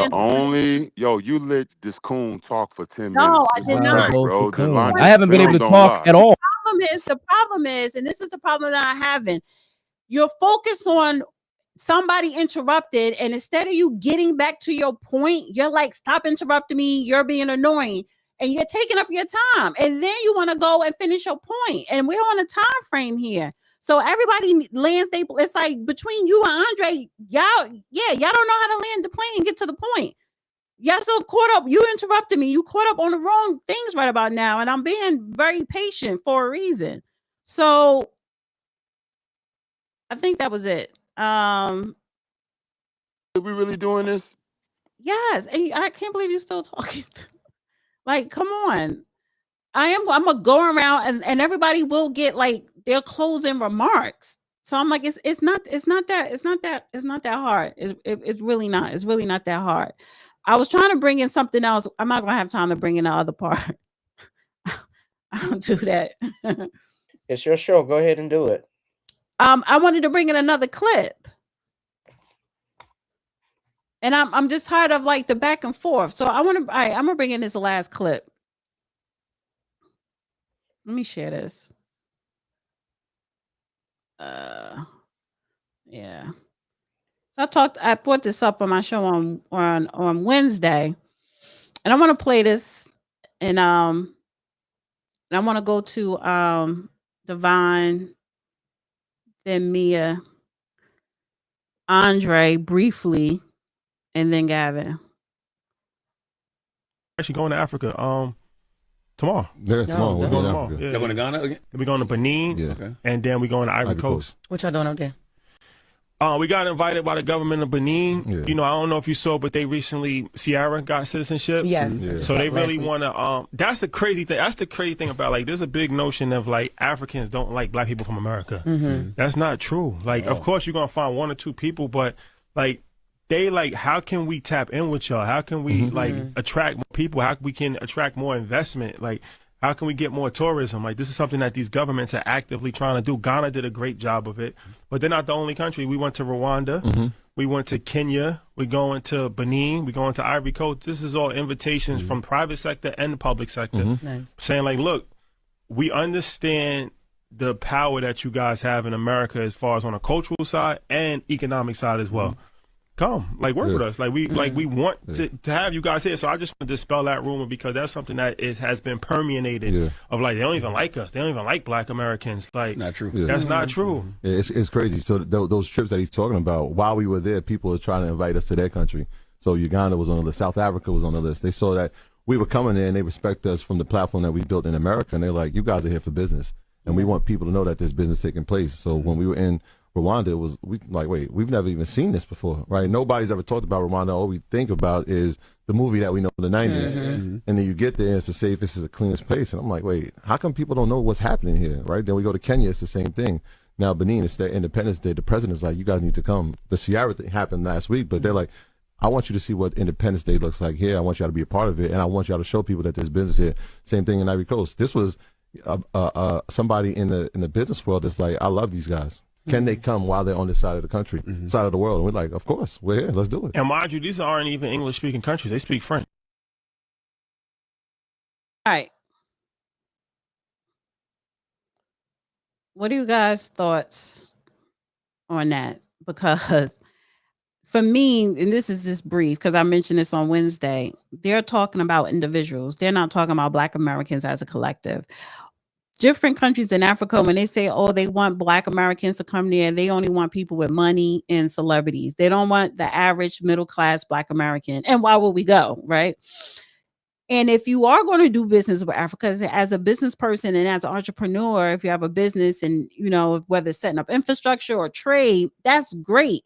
Are you going to hire Black Americans, or are you going to give those jobs to the Africans over there?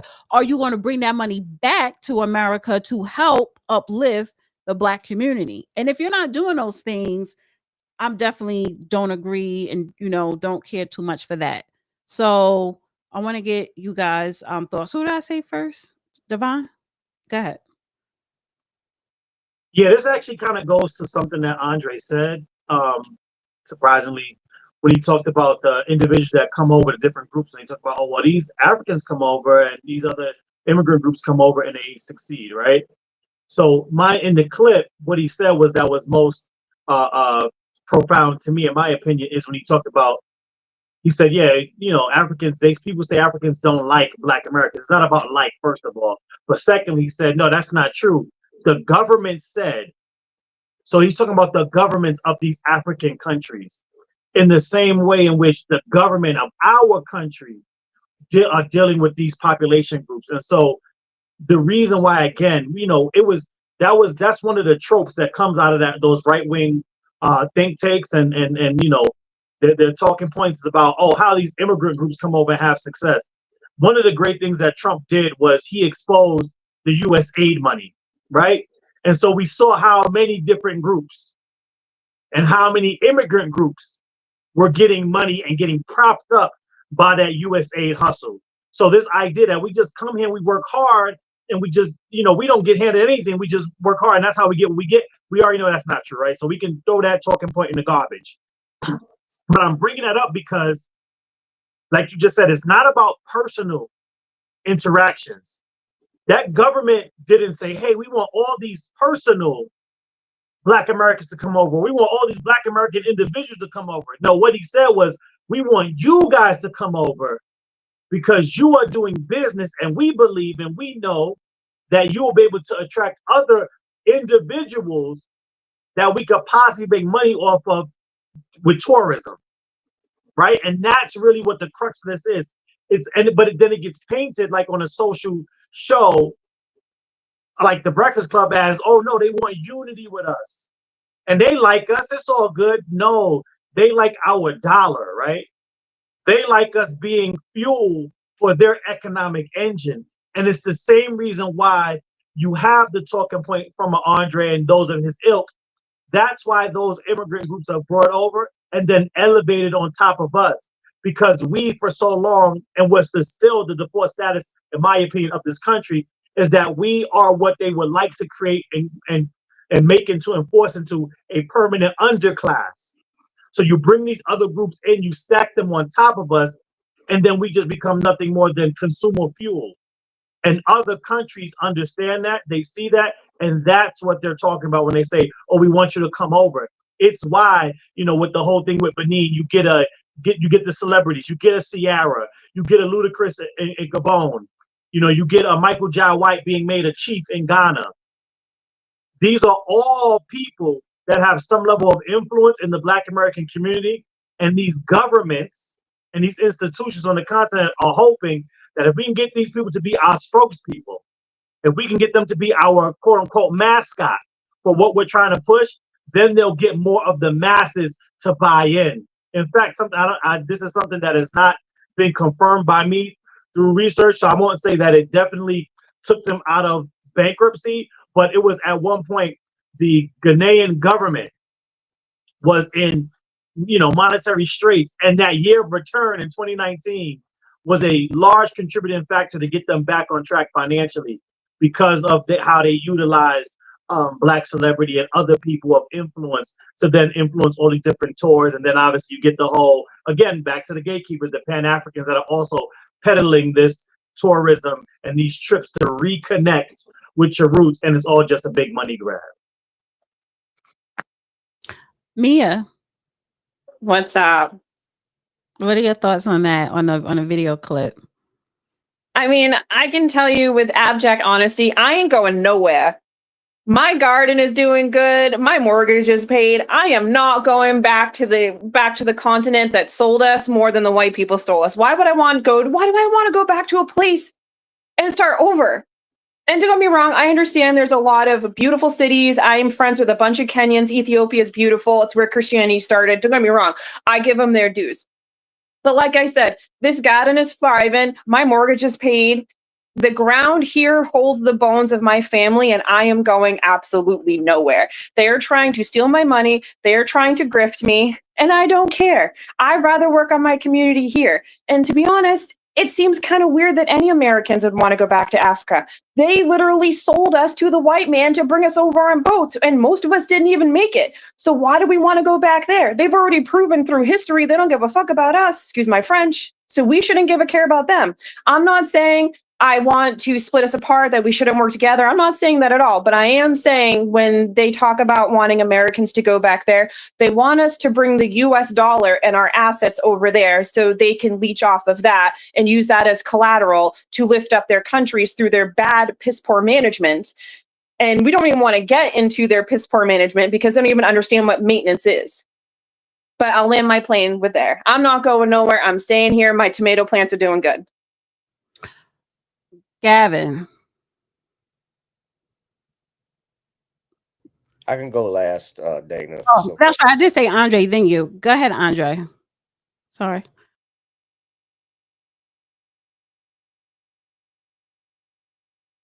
I'm sorry. Go ahead.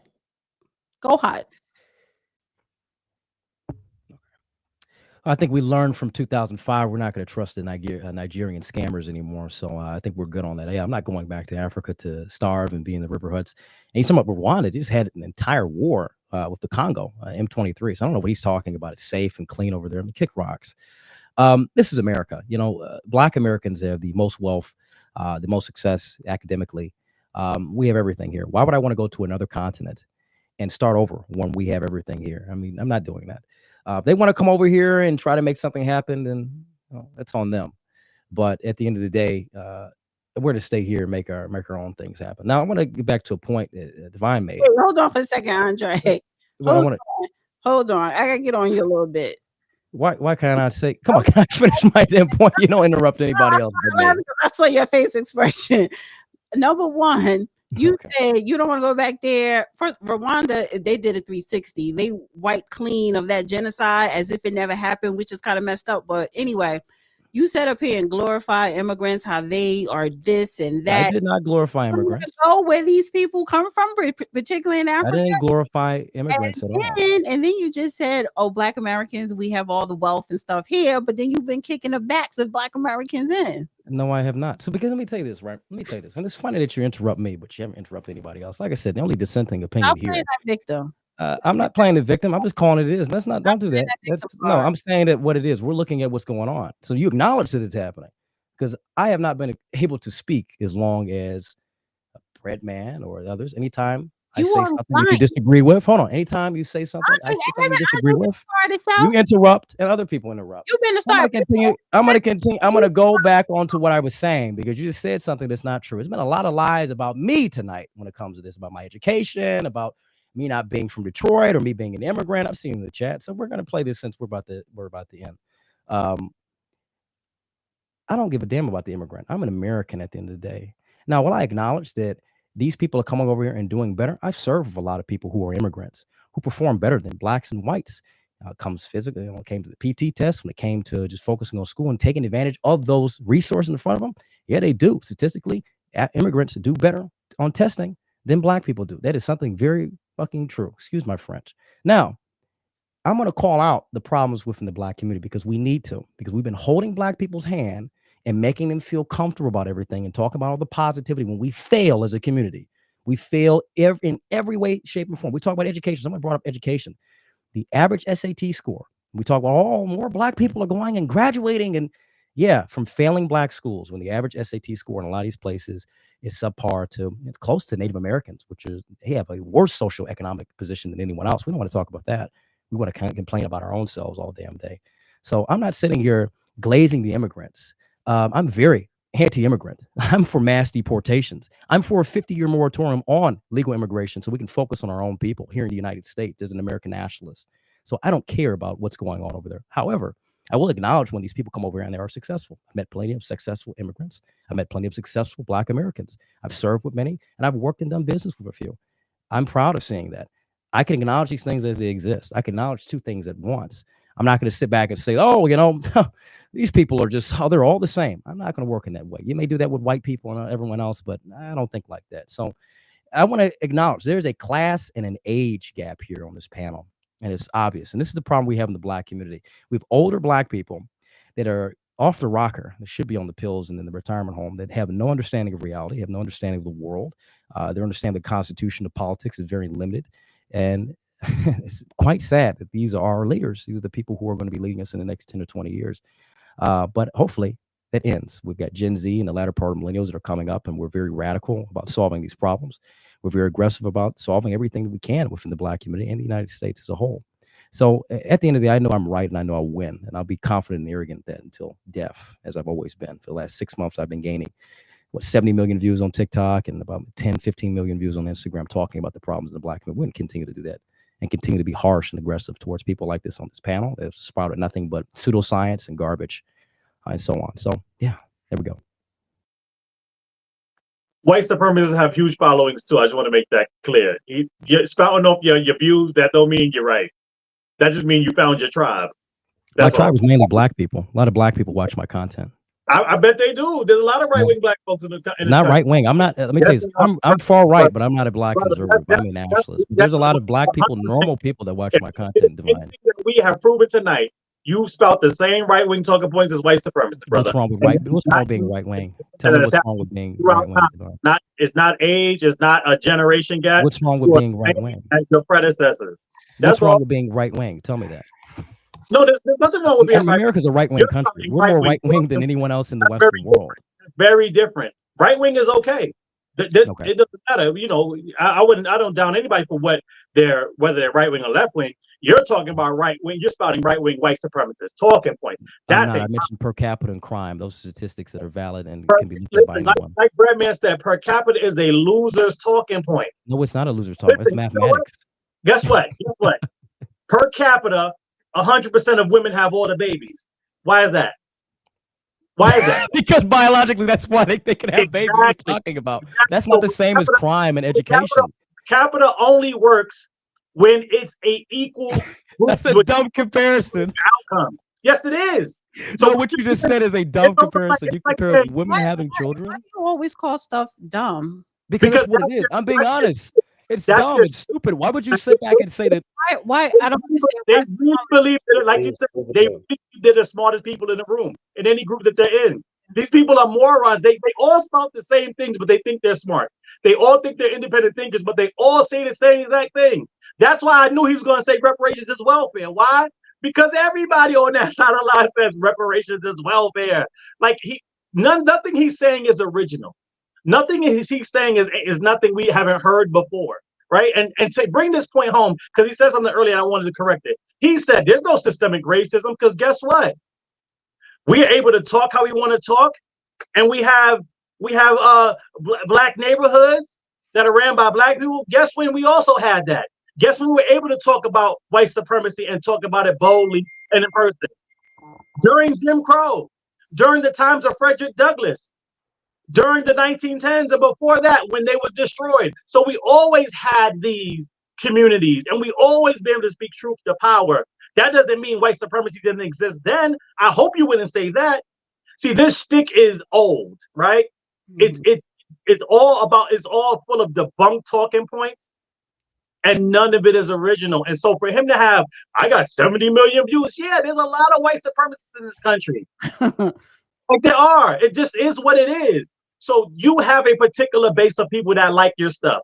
That's who they are. And that's okay. I'm not knocking it. I'm proud of you. Keep doing your thing. But let's not act like it's because you're right.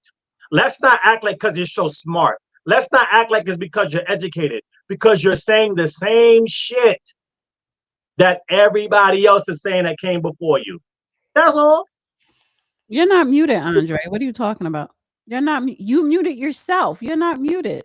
And now he about to play victim. He Yeah. gonna pretend. I'm not I- muted. You're muted. You've got me muted. No, you were not Yes, you muted. got me the whole muted. time. You were Now- not. Yes, you do. You got me muted. You've got me. Yes, you just unmuted me. You've been doing this entire time, when you host. said No. you weren't No. unmuted, Dana, hold on. Let me say this. so You you wanted me to come on this platform, and nothing. All you've done is sit back and muted me. I'm coming on here. I'm outnumbered. The only person I've had close to my ideas, which I respect, we disagree, is Mia. I respect her platform and what she's been saying. Shout out to Mia. But you've muted me more times than anything else. Every time I try to respond, I get interrupted. You don't like what I'm saying. You disagree. You mute me. That's some shitty hosting right there. But you want me to come on your platform. That's fucking disgusting that you would sit back and do that. This is the problem with black people, especially older black people like yourself, that you guys don't have any solutions to anything. When I provide solutions or I bring up critique, what you people do is gatekeep. You bring up education, you bring up the wealth that you have, you bring up all these other things. Well, here's what I'm bringing up. I'm bringing my audience and the people that I have that support me. And they're not all white supremacists. They're black people, hardworking, working class black people that are tired of this disconnect, that are tired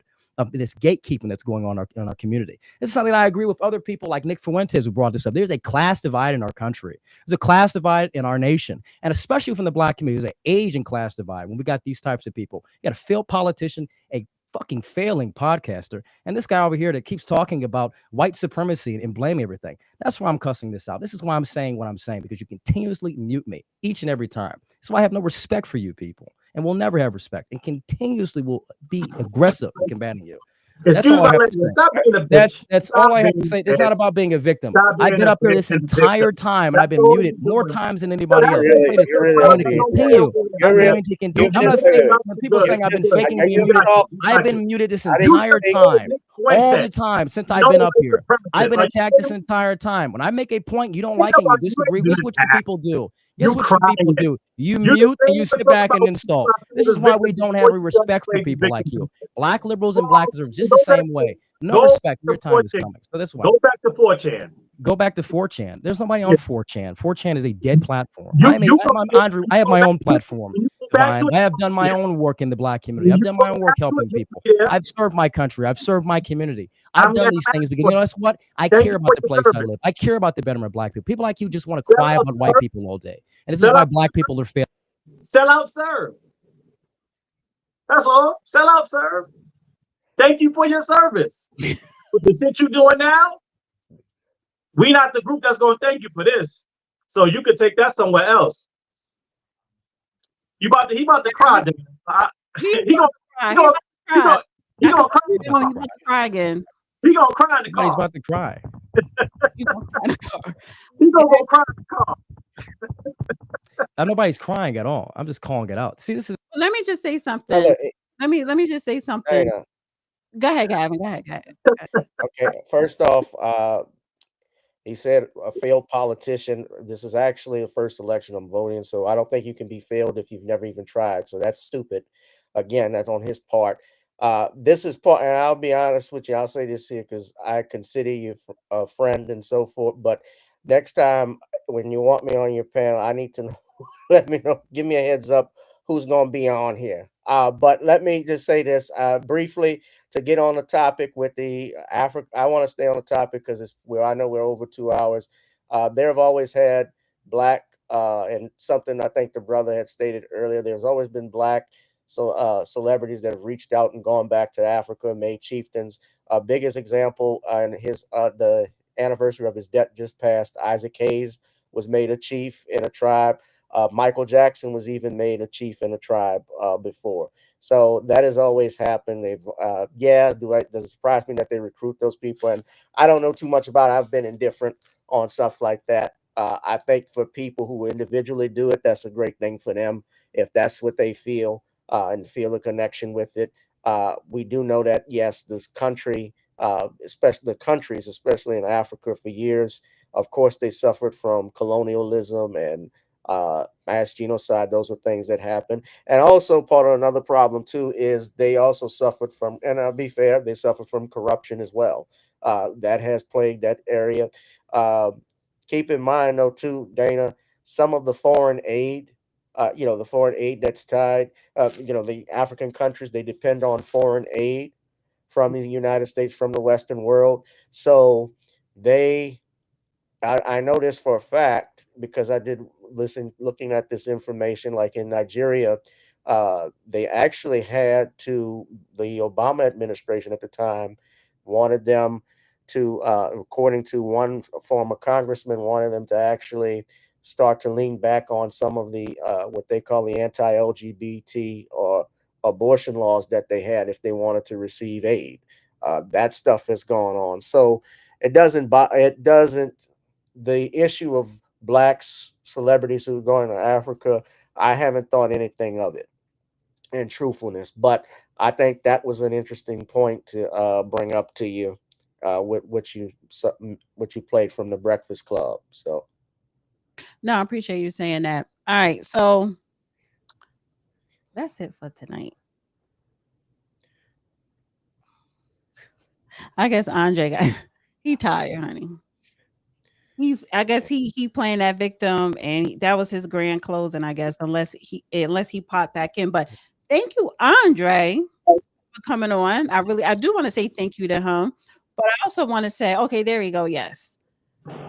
I was saying thank you for coming on, Andre. I appreciate you coming on. Good time coming. But don't I appreciate do this. not appreciate you calling people on this panel names at all.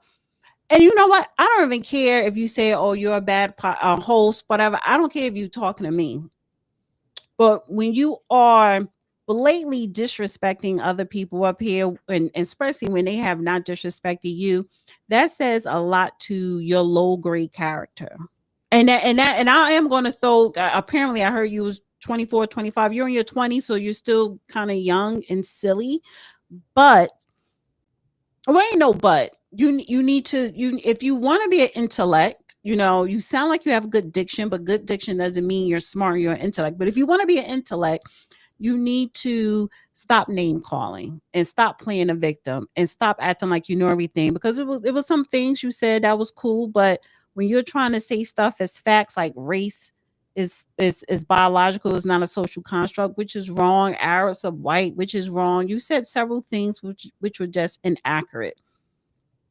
But with all that, and that's even fine because I don't want an echo chamber up here. But never ever disrespect another panelist. So I want Devine. I appreciate you as always coming on. I want to highlight what you're doing, your organization, because that's tomorrow, right? Yes, that's actually tomorrow. So tomorrow we're gonna go.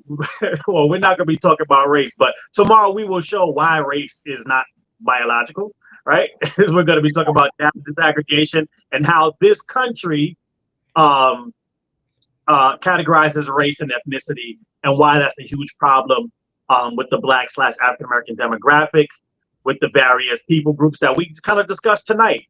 So that's going to be it's a hybrid event. It's going to be in person in Queens here in New York, at the address on the screen, but it will also be, I think it's cut off at the bottom a little bit, but there is also a Zoom option. So for those that are not, Yeah, that's no the Zoom meeting ID oh, and yeah, my screen, yeah, I see it. My screen is cut off. My bad. With the way I had to keep. Yeah. So anyway, yeah. So right. So it's either you can come in person or come virtually. We are going to discuss what's going on in New York. Even if you are not in New York, there are ways that which you can still help out and promote that this government disaggregate the data and get valid and more accurate data sets so that we can actually get the outcomes for each community that they deserve based on political advocacy and of the like. So that'll be tomorrow at 2:00 Eastern Standard Time. yes, virtual or in person. I will encourage people to go and participate. Check it out. I put everyone's social media handles in the description, and I put the link to this website in the description, and I'm gonna put that in the comment section below as well. So thank you. Can I do one thing? Yeah, go ahead. So yeah, and so another reason why data disaggregation is so key, like we're starting to see the delineation movement, right? And delineation is essentially distinguishing one thing from another, But disaggregation is the same thing, except that's the term it's used when you're talking about data sets, right? So you're still distinguishing one group from another, but it's just in the way data is kept and collected. And again, I know we kind of got off in the weeds a little bit with whether race is biological or a social construct. We know what it is. She put up on the screen, but whether you agree it's biological or whether you agree that it's a social construct, the bottom line is that race-based policies in the United States of America are unconstitutional either way. And so that is what data disaggregation solves. Because currently, especially when we're talking about the Black/African American community or demographic, that has been deemed and made a racial category since 1997. And that's why there is no way currently writing legislation with Black or African American to create legislation that is constitutionally sound that will not get challenged by the right wing currently. So that is why you see legislation being written with underserved, historically marginalized, and all those other buzzwords that don't mean us.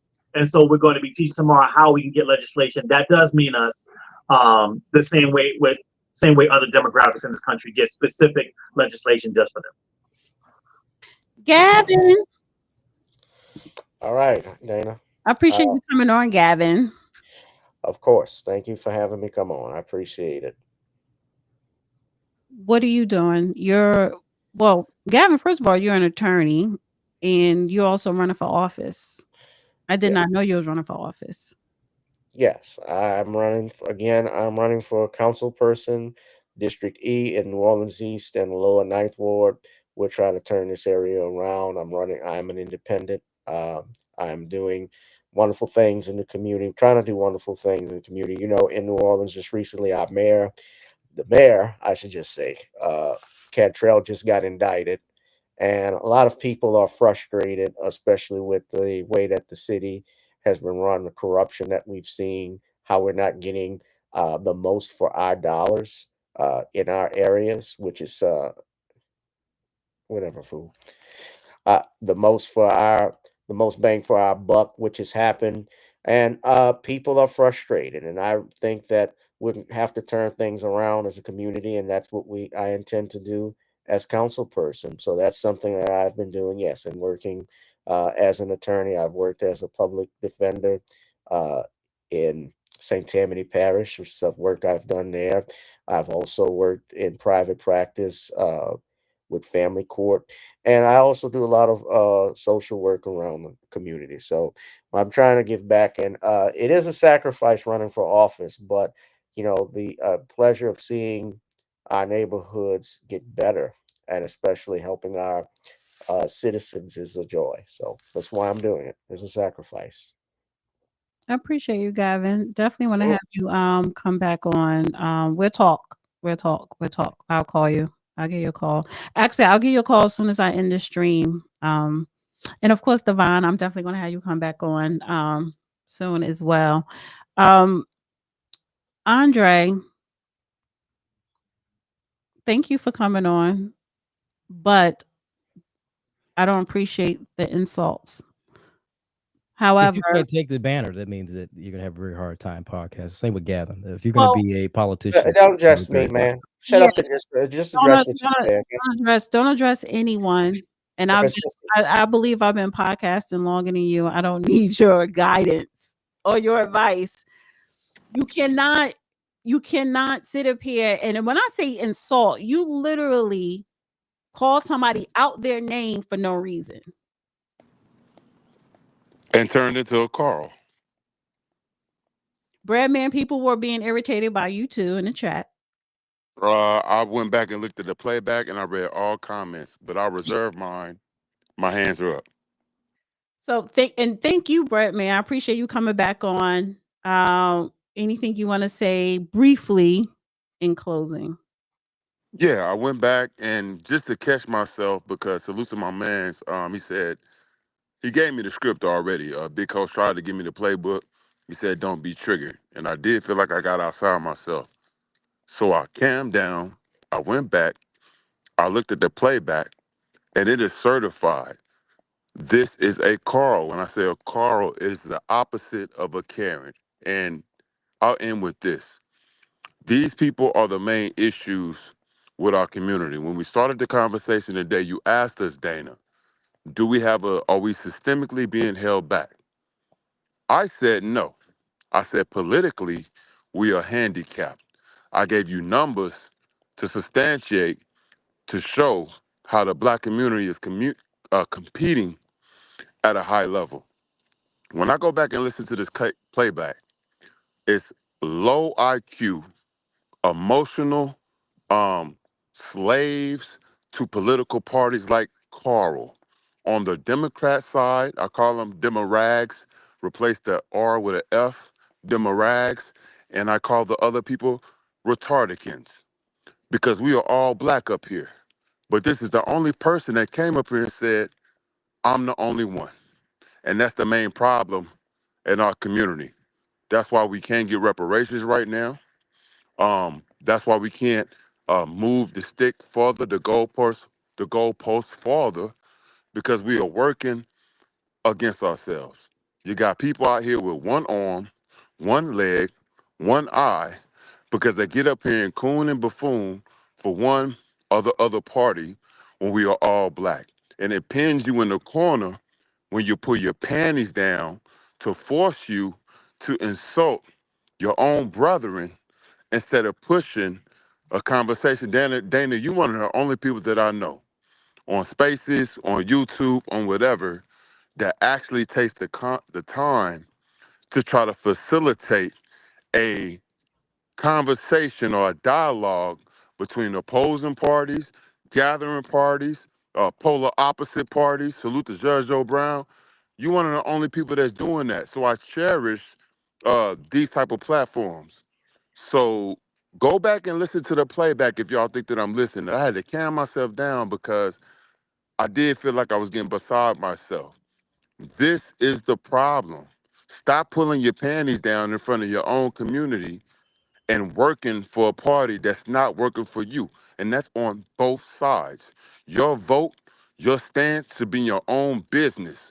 But we are here to talk about black business. And so when you separate yourself in a slum like Detroit, acting like you a slave on a plantation that can't go nowhere, and you blaming all the black people around you, when we really know what's going on in this world, you are the problem because you have already excluded yourself from the conversation. The last thing I want to say is it's all about the rights. That's the only thing I wish I did. I wish I could have got in on. And I think the brothers did a great job breaking down stopping ID states, knowing your constitution, knowing your rights, when you should ID, when you shouldn't ID. I don't have no problem with what they're doing in DC. But if you're running in people homes without a warrant, if you're stopping people without a reasonable suspicion of a crime and you're forcing them to ID, the only thing that I would tell them people, and I would educate people like Dana, I wish we could bring the Black Panthers back, but they took the guns away and they changed the laws. But we need people to educate these young people because they are handing out lawsuits and they're giving out free money. Document everything because you can't get around it violating people's right. And I just wish that these young people was educated. And with that, I yield. Thank you, Dana, for the space. All right. Thank you. Appreciate you. All right, guys. And thank you, everybody that came on. And thank you, people that sent in super chats. Thank you. L says Andre is a blackface token for alt-right group in Michigan, and he is a tether, FYI. I don't think he's a tether, but what you saying, Devine? I didn't mute nobody. Oh no, I thought somebody was coming with receipts. I thought he was a teller. I was about to say, oh shit. Like, Okay, but talk.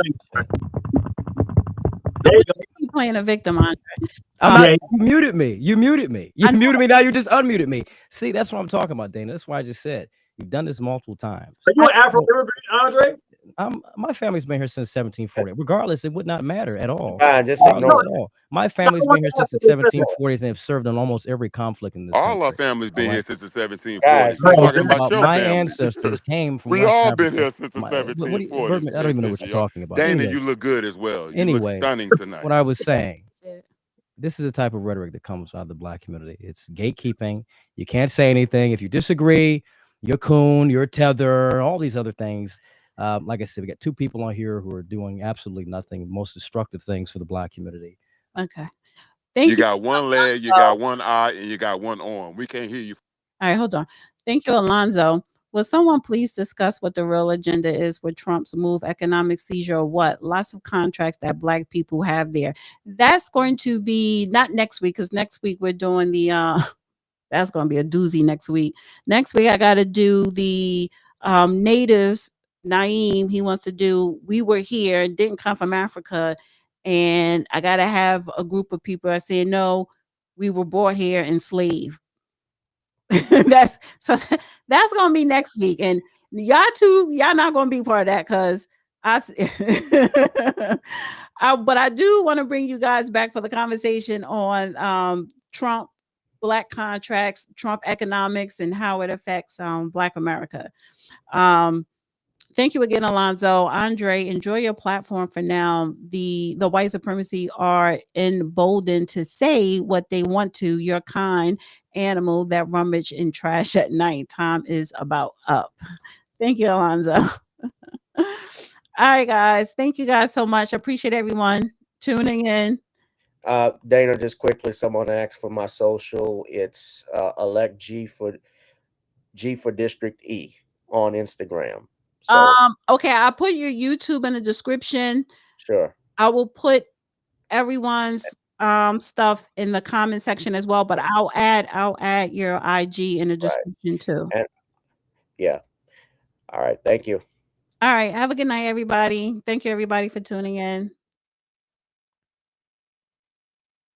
Bye, guys. This was interesting. I'm just trying to do a mixture of guests, and so I could get a regular panel going on weekly. But everybody have a wonderful weekend. I will see you live again Monday.